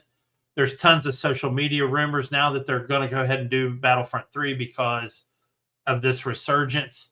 I remember that it had a rough launch, that it was a really rough launch. It did because it had loot boxes, but they've done away with those now, and you have to earn everything. But some sources are reporting a spike of 9,000 players over the past 30 days. Steam shows an average of 2,788 players over the last 30 days with a peak of 9,238 players. And that's per hour, by the way. It was the 26th most played game on Xbox last week. Wow. And when did this release? This was pre-pandemic. It was like, what, 2018, 2017? Yeah, easy. And it re-entered the top 40 on PlayStation. Jeez, that's crazy. And 3.1 million users have earned achievements this week on Xbox, and 3.5 million users have earned trophies this week on PlayStation. So dude, that's a revitalization of a game. And That here's does the not thing. happen often, that a game just comes back out of nowhere, back from the dead. And it's a phenomenal game, and I wish I was playing it right now, honestly. Although I'm glad I'm here, but they added co-op support for people, especially I love co-op play because I hate internet trolls. But they added that, and so you get bot support when it comes to that, which is nice because these servers have, when you're talking about throwing bots into a multiplayer server, you can put as many as you want. So Right. you end up with 300 to 400, fighters on the field, warriors. But yeah, we get, and a lot of that, they're saying that Andor drove a lot of that traffic, which is crazy because Andor really wasn't about that specifically. But I think Andor really kind of just made people want Star Wars again. And that's the review of Andor right there. If you've got gamers that watch Andor and they just want anything Star Wars right now, Battlefront 2 is really their only place to go other than Jedi Survivor, which are great games, but I do love the Jedi Survivor games. I really, really do. So really cool that game's made a comeback. I'm really happy for it. I don't know if the internet rumors on Battlefront 3, but I think you and I will probably follow that over the next few weeks. For sure. Figure out if that's got any traction. But I know everybody wants it. So, a lot of PC games have made ridiculously great Star Wars mods. Arma, Squad, games like that have made really great Star Wars mods that people are playing again because of Andor. So, huge testament to that show and how much it was like, oh my God, Star Wars is the thing again. And it took a show like Andor to do that. So, well, and hopefully Andor gets the flowers it deserves over time. Hopefully it's one of those things kind of like builds over time, kind of like Game of Thrones did, where like every season of Game of Thrones, more people would kind of like catch on and they would come on. Hopefully that happens, or even though there's not going to be more seasons of Andor, but hopefully people kind of like become aware of it, go to it, watch it. Even though I know it's something for me to say this where I haven't watched it yet, but I've been busy, guys. I've been busy. I'm going to. I will tell you what another thing I thought was cool about from a merch standpoint is there's a line in Andor, and they use it as a code phrase when it's like you're trying to make contact with a source, because there's a lot of it. That show is so covert. The Rebel Alliance has to be covert. They can't be, overt.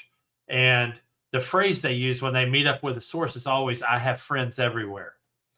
And I know the TikTok shop and Amazon now have T-shirts everywhere that say, I have friends everywhere. Hopefully that steam builds. Yeah, I hope so too. Because, man, I can't wait till you watch it and we can talk about it and do. At that point, I think we'll be right on point for a spoiler review. Oh yeah. We'll do like a whole hyper focus on it for sure. Yeah. Anyway, that's all I had, man.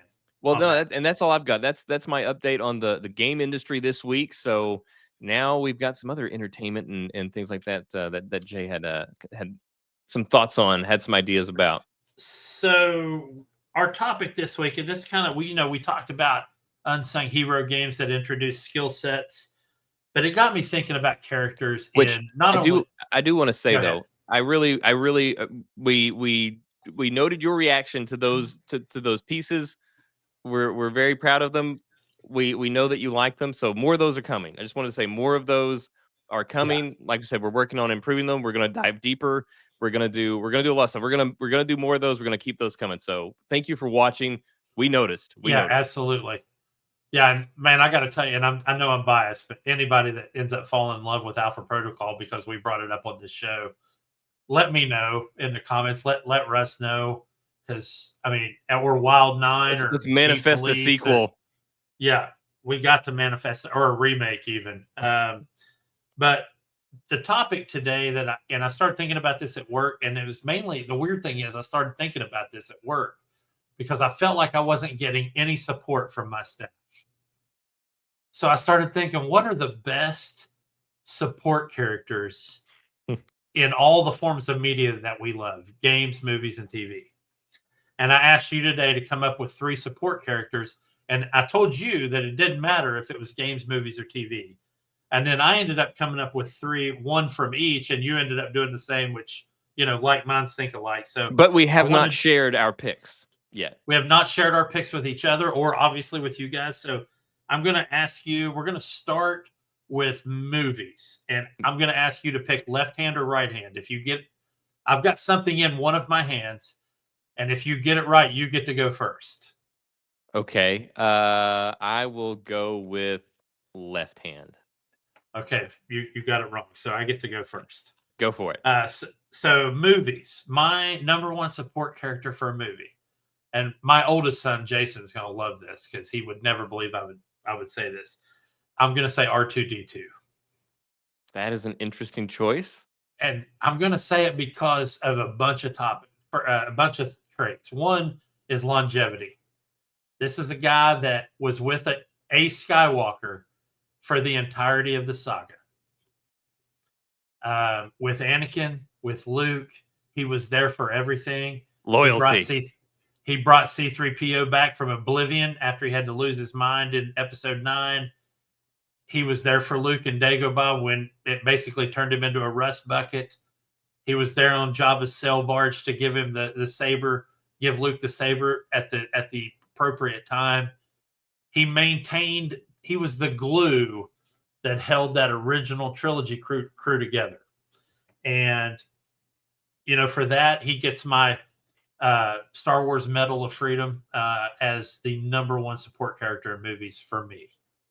I can understand that. And it's really interesting. He is one of the rare examples of a character that you can still form an attachment to and still understand exactly what's going on without actually him speaking English or even having any sort of humanoid features.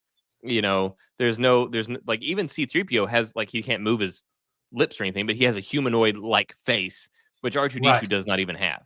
But they were still able to control him in such a way and then make him make noises in such a way that you still got what he was trying to say for the most part. You get to understand the tone and all that. It was definitely a something that you don't see very often. A lot have tried and almost all else have failed. What I think is funny is you can't be a Star Wars fan without wondering how is it that every character seems to speak R2 when the audience can't. And also I think about Episode 8 when Poe's trying to take on that dreadnought at the beginning and R2's like, and Leia's like, I'm with the droid on this one. And we realized at that moment, R2 said, I have a bad feeling about this, that he got to mouth the most important line in all of Star Wars. I have a bad feeling about this. And at that point, we all spoke R2, which I thought was awesome. That's a good observation. I think R2 has to go down for me as the best supporting character in movies of all time. Go for it. Sorry, I had to use the mute button, clear my throat there. Still got it. Let me clear my throat. For me, I will go ahead and stick with the movies as well. So my pick for the best supporting characters or best supporting character in a movie is also going to be from a series. And my pick is Luther from Mission Impossible. And oh my God, he is the only character. So good. He is the only character aside from Tom Cruise, the only character aside from Ethan Hunt that is in every single Mission Impossible movie. He's R2. Yeah, exactly. And he is fiercely loyal. Yeah. And he is also the peacemaker. This big guy, Ving Rhames, huge dude, but he's everybody's favorite teddy bear, but he is the peacemaker. And you actually get to see that in the most recent 2 Mission Impossible movies, where he's kind of the go-between between Tom Cruise and another person, where he's trying to say, like in the one before this last one, the one with Henry Cavill in it, he was the Rogue Nation or something. Yeah, or whatever it's called. But anyway, he was like the go-between whenever they're trying to disarm the bombs, where he was talking to Tom Cruise's ex-wife, and he was trying to say like, hey, he's really happy to see you. He's just not like this going on. He was like the go-between. He was trying to be like, hey, he's not trying to be rude, whatever. And then in the last one that we have with the Dead Reckoning Part 1, he was there. He kept the new recruit from quitting. You know, he was like, "Hey, this is just how it goes. It's hard.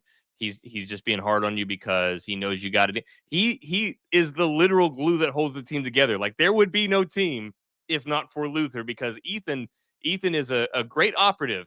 He's a shitty team leader a lot of times. Like he is not Yeah. good at keeping the team together. That's Luther. Luther keeps the team together.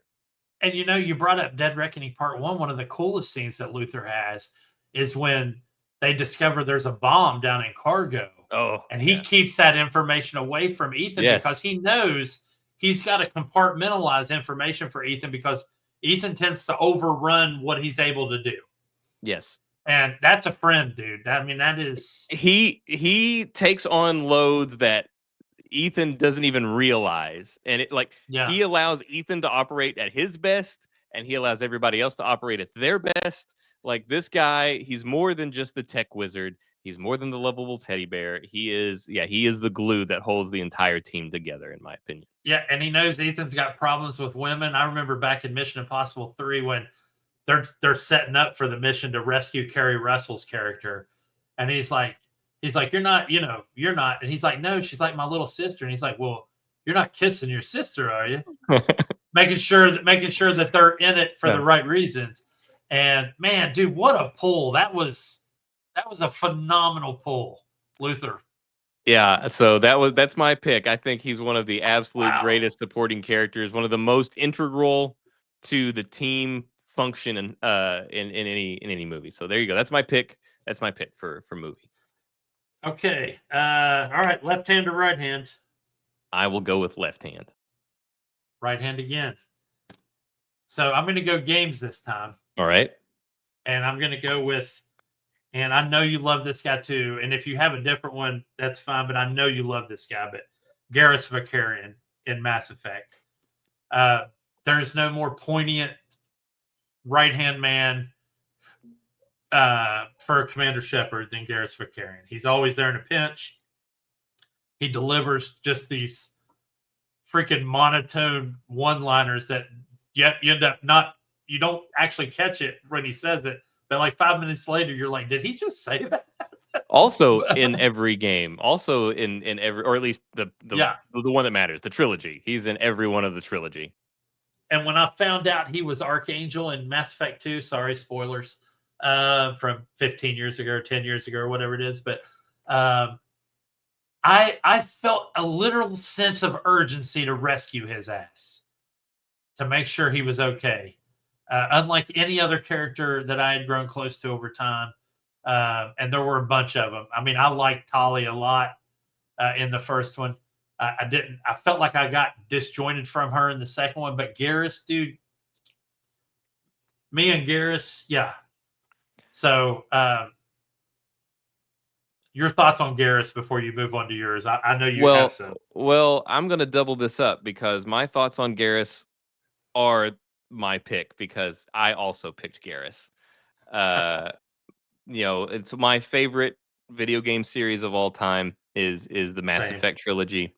And I thought that Garrus was just a phenomenal character. And one thing that I really like about Garrus is that he actually had a consistent personality. So one thing that you find in a ton of RPGs nowadays is you can have different options when you play through, and you can be a good guy, you can be a dick, you can be evil, whatever. You these different ways that you can go about things, and in a lot of RPGs that give you this choice where you can do all these things. In a lot of those RPGs, it basically changes the counterparts that you have to kind of align with you. They just kind of go along. Some games might do the thing where they're like, oh, this person will remember that, and then it doesn't really matter, or this, whatever. Right. And Garrus, you can influence Garrus. You can certainly have influence over him. Like, hey, I want to do this. I want to kill this guy. I'm like, hey, maybe we don't kill that guy. And he's like, okay, yeah, maybe we don't kill that guy. But you can have influence over him. But he's still Garrus. Like, he's still, whether you let him give in to his baser impulses or you kind of talk him off that ledge every once in a while, he's still Garrus. Like, it doesn't change him to just mimic your choices. He's still got his personality, and you can influence him to go the way that you want. And sometimes that makes him upset with you, or it makes him happy with you. but it's consistent. I really appreciated that it doesn't change his personality to match yours. You can have influence over him, but he is still very much this guy. His own man. He has his own moral code, Yeah.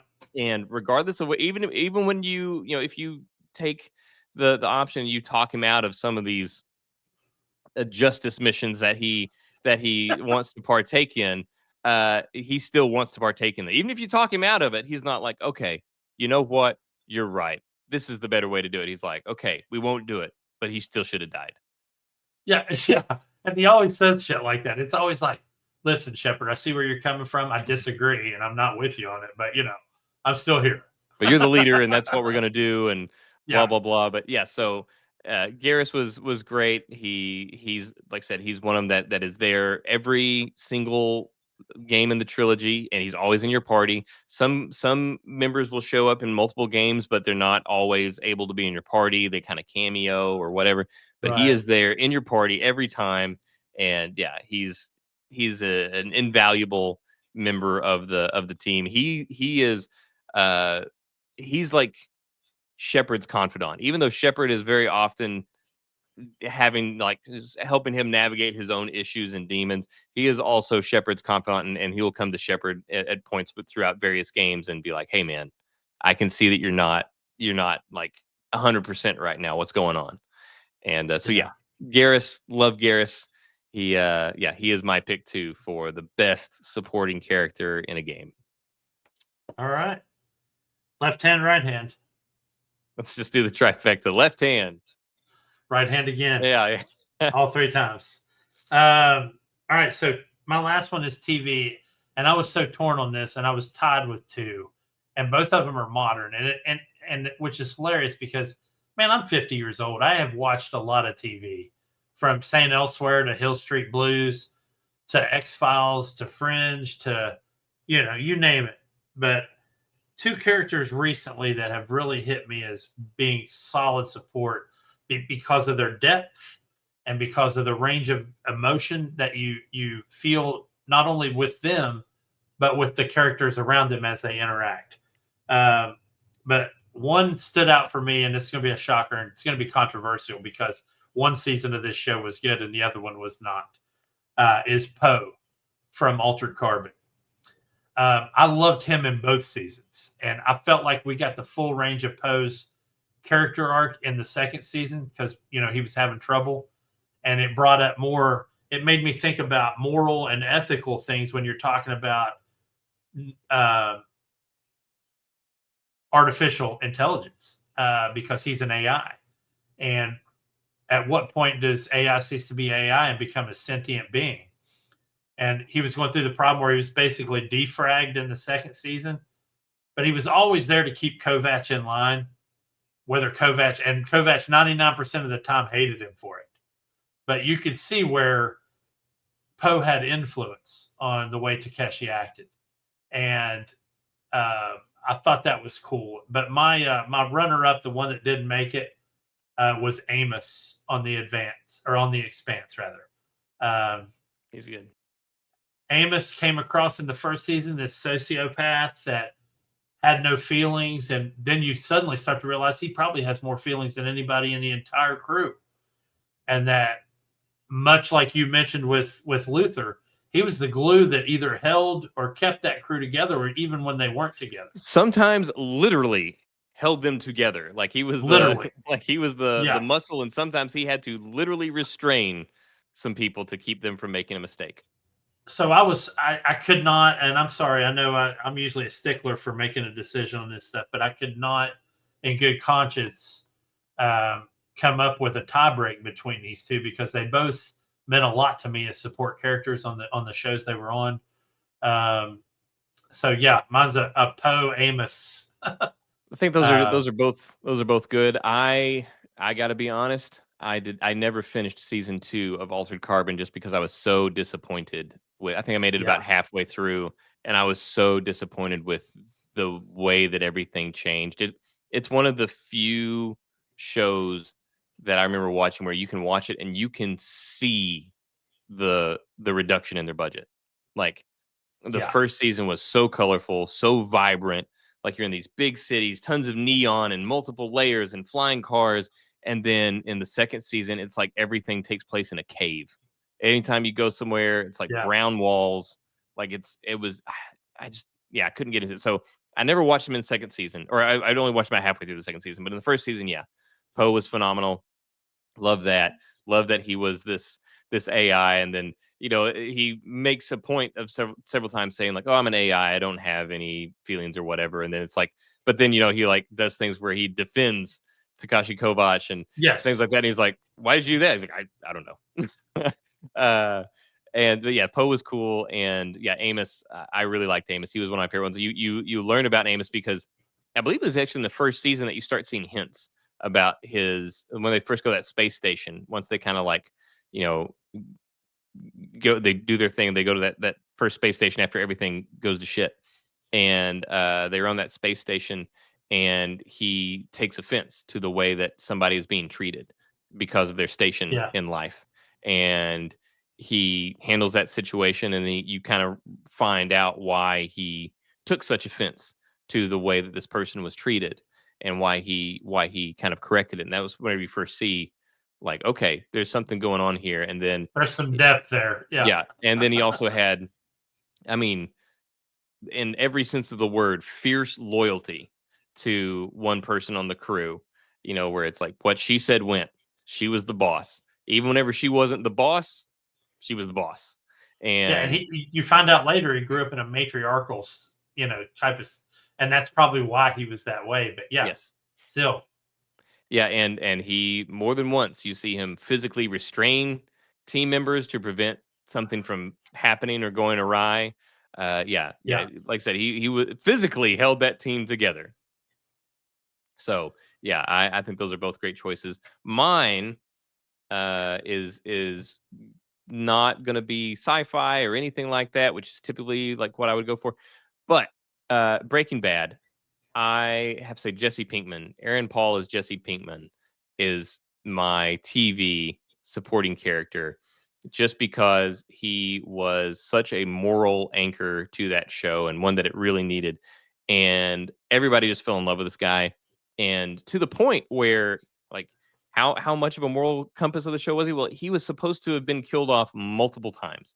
They had planned to kill him off at multiple points throughout the process of that show, and every time they're like, we can't do it. We can't do We it, don't have man. the heart. We don't have the heart. Everybody loves him too much. Like we just can't do this. And so Right. he made it through the entire thing, and he really did become like he's got his ups and his downs. And there's times whenever he's not an easy guy to like, and we've got all this stuff, but he was the moral compass of this show at a time when the whole point of the show was watching this guy lose his moral compass in Walter White, Bryan Cranston's character. You're watching him lose his North Star whenever it comes to his own morality and become this despicable person. Not just despicable, but actually enjoying his sort of new life as this horrible guy. And Jesse was the one guy that, so Jesse is kind of like they flip. Whenever Bryan Cranston meets Jesse, Bryan Cranston, Walter White is a science teacher with cancer, and Jesse Pinkman is this former student that's cooking meth, and so you have sympathy for one, and you think the other one's annoying, and then over time, it doesn't take long, they swap, and Jesse just becomes the heart and soul of the show. So that is my pick for best supporting character on TV was Jesse Pinkman, played by Aaron Paul. Well, that's a good one, man, and it's one of the most beloved shows of all time. So you really couldn't go wrong there. So anyway, yeah. And folks, if you end up watching this show later, or if you're watching now, and you have some supporting characters, I'm sure when you bring them up, we'll be like, "Oh my god, what a good!" It's one of those where it's like there's so many that can be thrown in there that are going to be like, "Oh, why didn't I think of that?" And we always center, and the reason I wanted to do this too is we always center on main characters, but it's a lot of times it's the support characters that get us through a show or a game or a movie. Well, kind of like how heroes, they always say that heroes are only as good as their villains, Yeah. And in much the same way, like the supporting characters are going to be what really fills out the movie. Like, you don't want to see if it was just like one hero and one villain in the movie, and that's all you saw, like, nobody wants to watch that. Right. And I think we'll probably end up doing another whole topic on villains because there's been some good ones there too. Yeah. But yeah, man, thanks for getting your list together and being a part of that part of it, because I really wanted to do this topic and get your 2 cents on what you thought as far as supporting characters go. Yeah, absolutely. And I was pretty sure that we were going to come down on the same one on the games, and we Yeah, did. me But too. I mean, it's just hands down. There's no question. It had to be Garrus. Had to be Garrus. Yeah. And dude, listen, because I knew we would come down the same one, I mean, I had a laundry list of like HK-47 and KOTOR and KOTOR. KOTOR 2. And I mean, there was a laundry list. There was a bunch of Final Fantasy guys in there that I liked having in my group. I remember Auron on Final Fantasy X, and just a lot of different games that have great characters in support. But anyway, I came down on Garrus. Well, are you ready to move into the Thunderbolts? Or do you have anything else that you would like to discuss before we move on? Nope. I am All good right. to go, brother.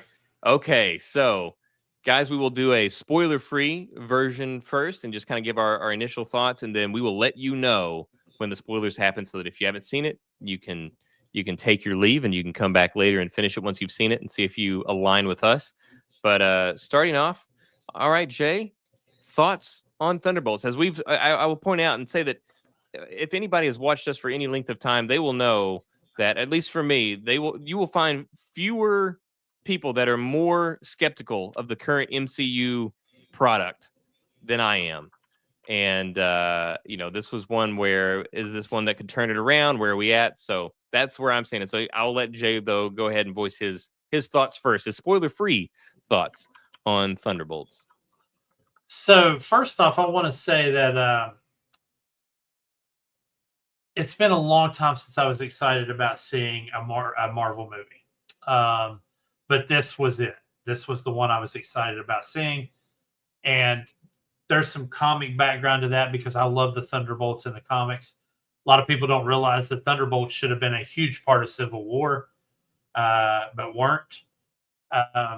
So I was super excited to see this movie. Now, when I got there, having seen all the trailers, I thought it was just going to be one of those action-packed thrill rides, which I would have been fine with, but it was not that at all. It wasn't even. I mean, there's some huge action set pieces that I liked, but for the most part, there was a lot of exposition between one character and another character. You saw a lot of back and forth between Yelena and the Red Guardian because they had a lot of baggage together. And there was a lot of back and forth between the fake Captain America and everybody because there was a lot of baggage there. So I think really the premise was the baggage that this team had, and it was the baggage that united them and bonded them as a team. It was also the baggage that, not to give anything away just yet, but that baggage was one thing that could be used as a weapon by the Void. Correct. And Bob, aka the Void, Bob was a great character because I think what he did was expose everything about the Thunderbolts that didn't work. And they realized because of Bob that he was doing that, which I thought was cool. It was like a fourth wall break that wasn't a fourth wall break. And they realized that Bob, they're like, holy shit, we've got to come together or we're going to die together, kind of thing. And the weird thing is, the character that I thought was going to be the glue, Sebastian Stan, was not. In fact, I felt like he was minor, if anything, in this movie. I felt like Yelena was the glue that held the team together. So that's my initial non-spoiler on what I thought going into the movie and as I'm watching the movie. But I love Julia Louis-Dreyfus's character, though. She was fabulous. You love to hate her. Yeah, Julia Louis-Dreyfus. This was the most we've really gotten to see of her character since she was introduced. Like we've gotten to see little cameos here and there, and kind of like a little bit, but we've never gotten to see just how conniving and That's a great word for her. Yeah, she was conniving. underhanded she is. But that's the way it goes. Underhanded, So also good. I will say that yeah, I did really enjoy the movie. I really loved the movie. Uh, I've been super underwhelmed with the last God only knows how many MCU movies that have been cranked out and properties, shows, and I thought this one would be better. I had heard some positive things, and I was like, okay, I'll get around to it. I'll look forward to it. I'll watch it whenever.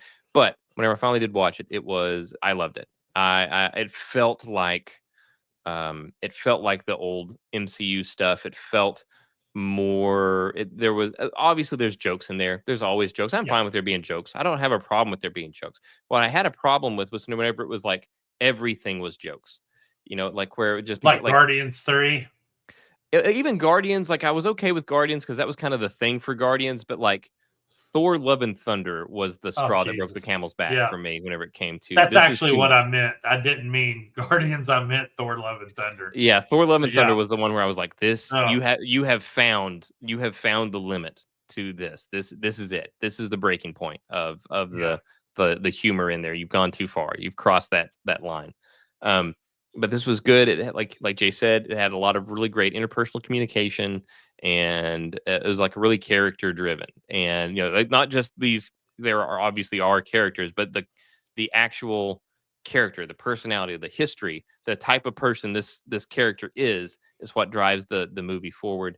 And not to give anything away yet, we'll say this here momentarily whenever we switch to the spoilers. But I will say that I heard a lot of people complain, and the thing that I'd always heard was that the Thunderbolts win with empathy and whatever, and the people were upset with the way that it ended.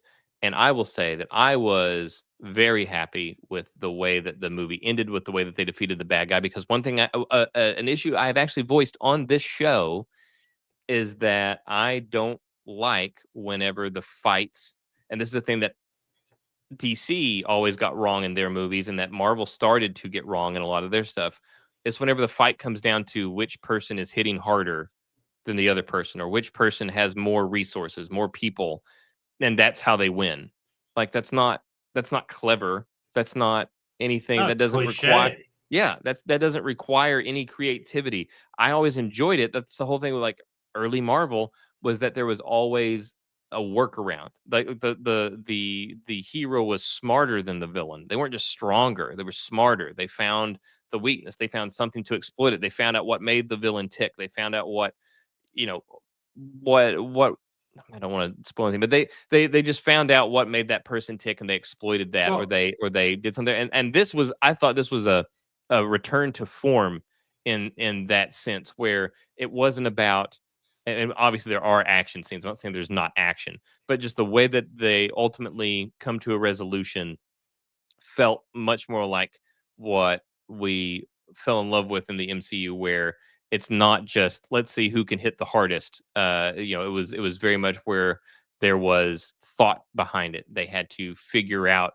what made the villain tick and exploit that, or I'll leave it there for right now. But yeah, so I was very happy with it. I enjoyed that. I have one minor complaint that we'll get into in the spoiler yeah. version of it, or in the spoiler section. But overall, if you have not seen this movie, if you're on the fence about it, go see it. I would absolutely go see it. The bummer is that this is one of the lowest performing MCU properties ever. It's which is not a surprise. It's because it's coming with behind a string of Yeah. failures. This is one of, I'm hoping that this is like the first step rebuilding that goodwill. I just don't know if Disney and Marvel have the stomach for it. You're going to have to swallow a lot of bombs in order to get that goodwill back. And I hope this is the first one of many more that are good, even if they're not exactly attracting a ton of people. But you need to reestablish that trust with the audience that whenever there's a movie that says Marvel on it, it's going to be good. And this one Well, is. right before we get to spoilers too, I just want to say I think one of the reasons I think about Endgame, and I think and we talk about beating the final boss, right? One of the things I think that really made that work is they let the audience beat the final boss. And I know that sounds weird, but this is what they did. First, we hear they're all standing there, and the fight looks like it's going nowhere, and Thanos is kicking everybody's ass. And we hear "on your left," I love that. I love that they call that back. and we know what's coming. And the portals start opening, and now they're pumping up the crowd, and we're behind them. We're wanting to beat Thanos now, and this is great. And then Thanos still makes a little bit of a comeback, and we're like, oh shit, what's going on? And then all of a sudden, the Mjolnir comes flying out of the gravel, and it lands in Captain America's hand. And Thor goes, I knew it. And that pumps us up. I'm getting the chills even thinking about it, but that pumps us up. We're all fired up. And dude, then they hit us right in the freaking balls with Tony going, I am Iron Man. And that instant feeling of emptiness that, oh my God, he's gonna die. And that's how we're gonna beat Thanos. And even though it was a supremely sad and tragic moment, it showed the ultimate sacrifice, which we're all suckers for that.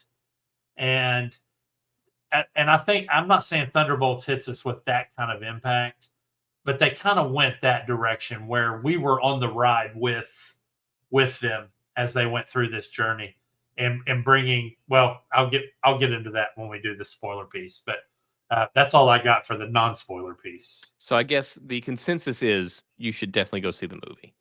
You should definitely worth go your see time. the movie. Yeah, absolutely.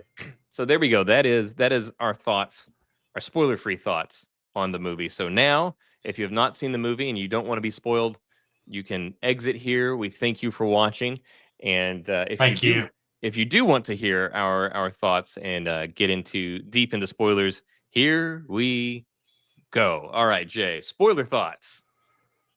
Okay, so yeah, for them to go on the venture through Bob's life and realizing that they had to solve their own interpersonal problems before they could solve Bob's, which, they didn't say that's what they were doing, but we could tell that's what they were doing.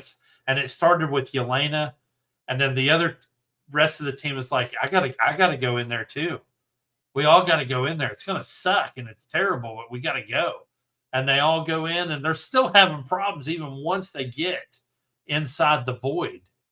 And they slowly start to figure out that, hey, if we solve our own problems, we can solve Bob's problem. Well, I will say, for anybody that has not seen it but just wants to listen, they don't plan on it, they don't mind spoilers. So the void is basically this. There's this shadow that's just expanding across the city, and people are just vanishing, poofing, just puff of black smoke, and then they're gone. And so we find out Yelena steps into it willingly. And so what Jay's referencing is what happens is whenever they go into this puff of smoke, they're not dead. It looked like they were being vaporized, but they're not. What's actually happening? Oh yeah, I thought they were dying. Yeah, what's actually happening is they're essentially being trapped within their own trauma.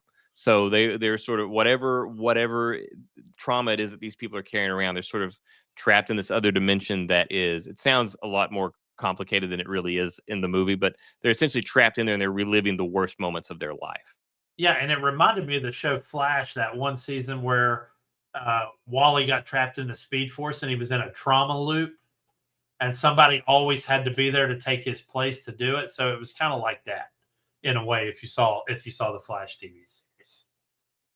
Yeah, I really liked it. I also, so before I get to the thing that I was like, okay, I wish this would have been done differently, but I will say the look of the void was awesome. Like that sort of blacked out thing with, like the whatever camera trickery they used, that looked sick. That sort of negative presence that he had, the eyes, the void looked awesome. And I will also say that the way that he played the void, where it was like this, sort of like his head would be cocked to the side, like his whole demeanor changed. I really like that, how you could see that this was a completely separate personality that he was entering into. I love that part. Really, really worked for me. The one bummer that I had, and I understand. I've got a few. Yeah, or I guess I would say the biggest bummer that I had, because I also have a few, but the biggest bummer that I had, and I understand why it was this way, because we're working. It's not a TV show; it's a movie. There's limited time, but they really, like, once you get Bob out of there, Bob's transition to Sentry is so fast, and then like this sounds harsher than it really is, but I'll say it Yeah. feels unearned. But it's not Sure. enough to detract from it. You'll still enjoy the movie. It's just you just kind of feel like, wait, what? How did we get here all of a sudden? Like I don't.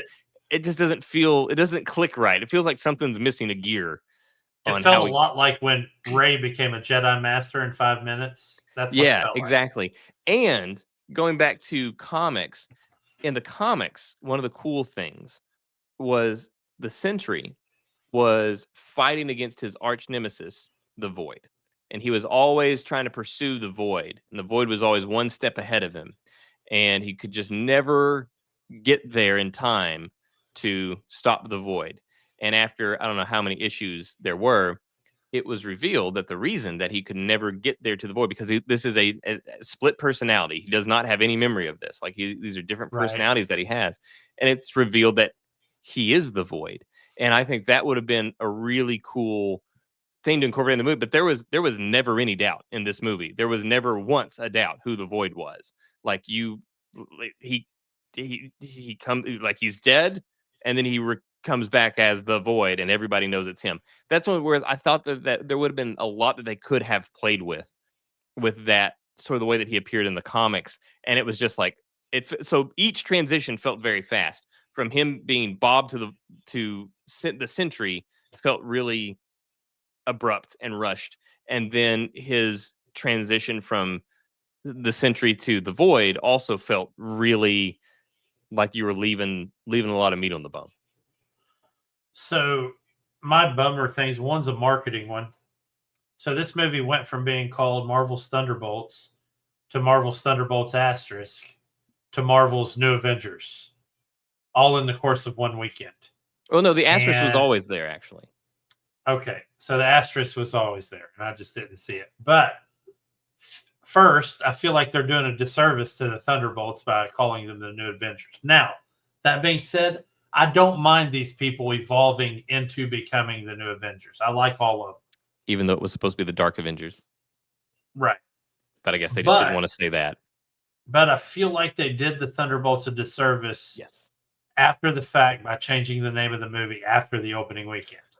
Well, my issues with the Thunderbolts was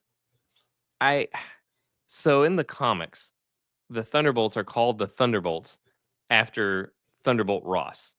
He makes his own team of sort of like B tier heroes and through various means of manipulation has them on this team.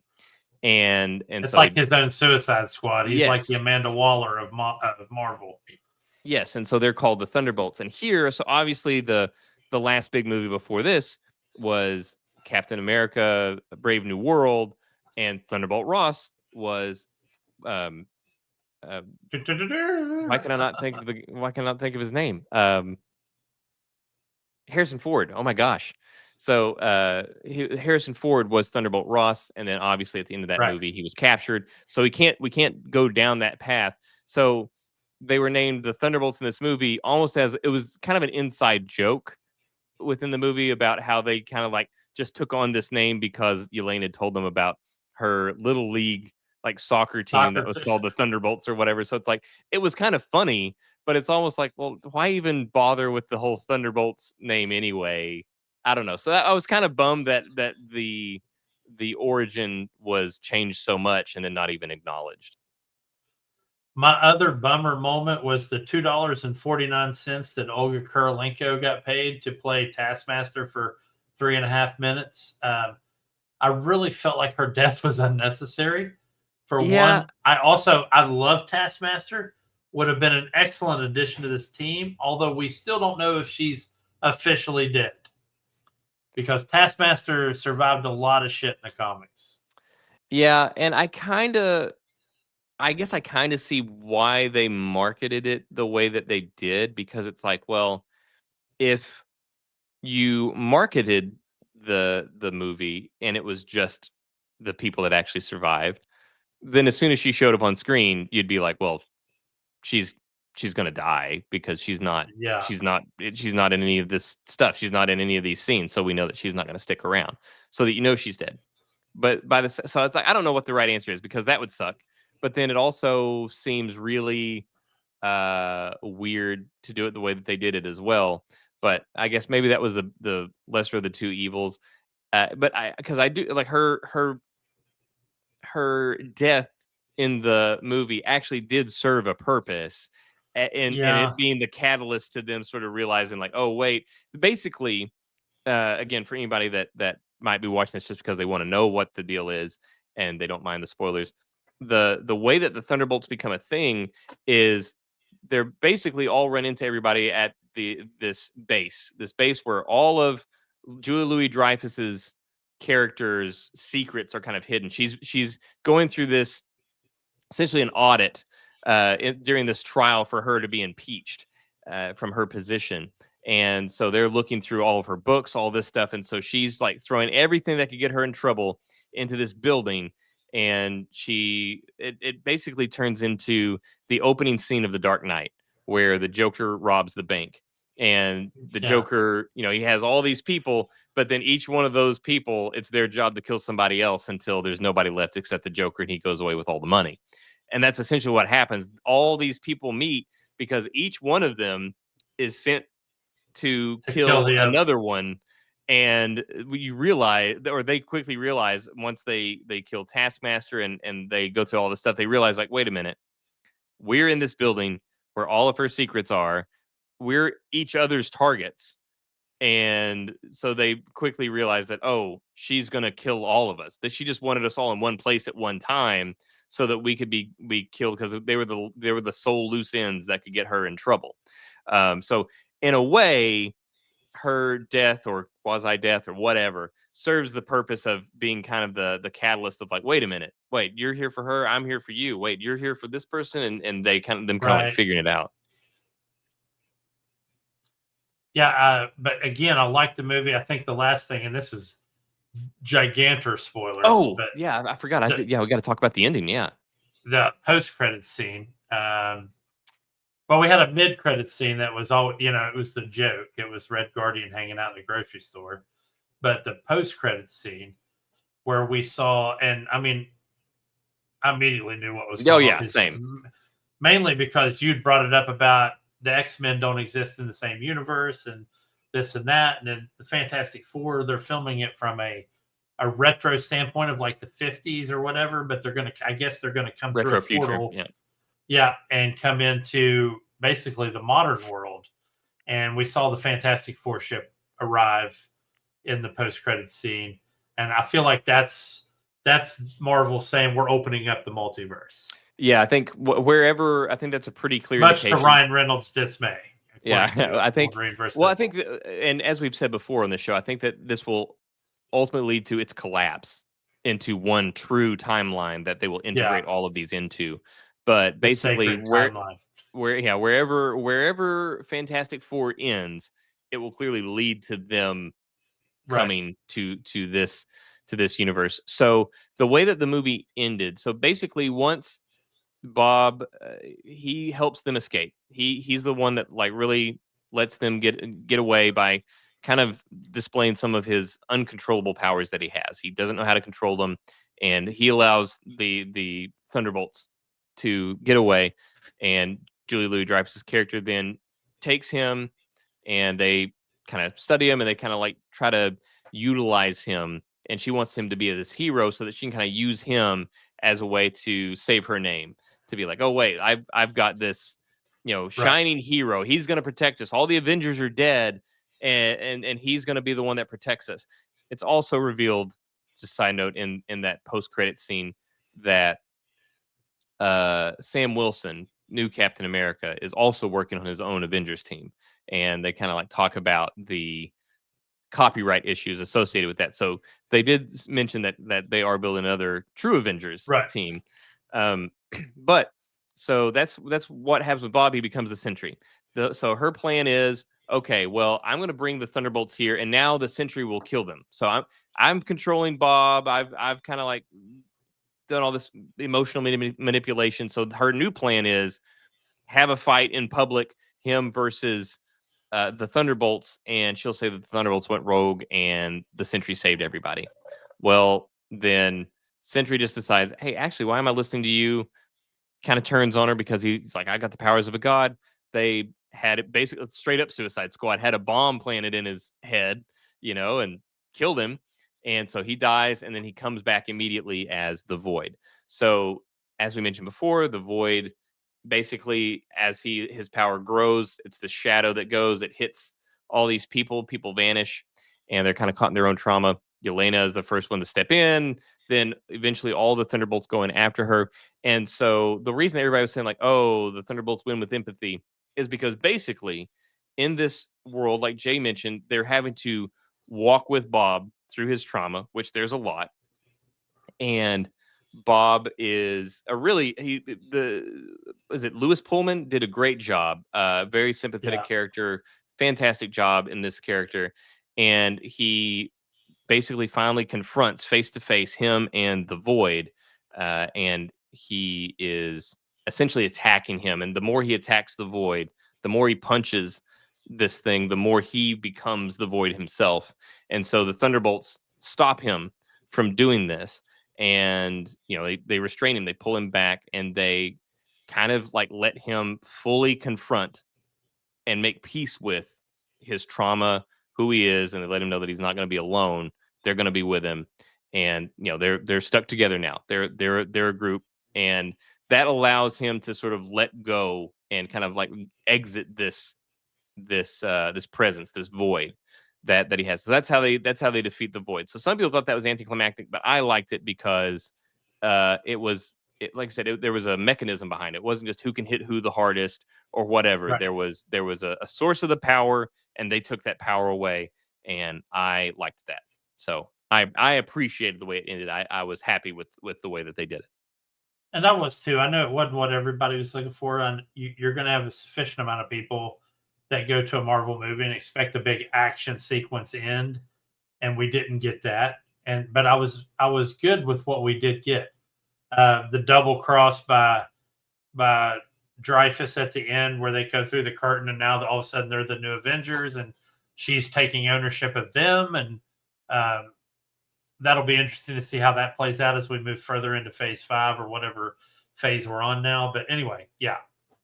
So there we Love go. the movie. Yeah, I then that was one thing where it was like the one thing that kind of felt okay, so I guess two things. So one, I felt like the advancement of Bob's character from Bob to the Sentry, Sentry to the Void.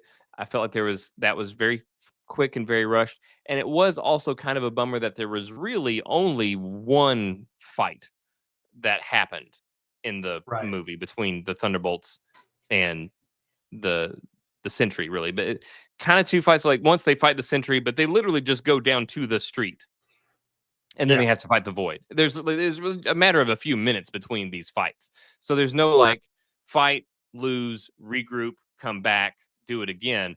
It's just one sort of sequence. So that middle part there, it felt really rushed. But outside of that, again, I know they have time constraints to work within. Outside of that, I thought it was really good. I really enjoyed it. It's definitely the best Marvel property that they have cranked out in a long, long time. All right, man. Well, All right, that's all we got. Thank you so much, guys. Thank you all. Sticking with us, and we will see you next week, and of course we will sprinkle this content throughout the week. And again, it's been super humbling. I really can't thank you guys enough. It's been a great ride. Can't wait to continue on with it. Let us know what you think in the comments, like, subscribe, all that good stuff, and we will continue to serve content to you. So till then, we are Hardcore Casual, and we will see you later. Later on, folks. Thank you very much.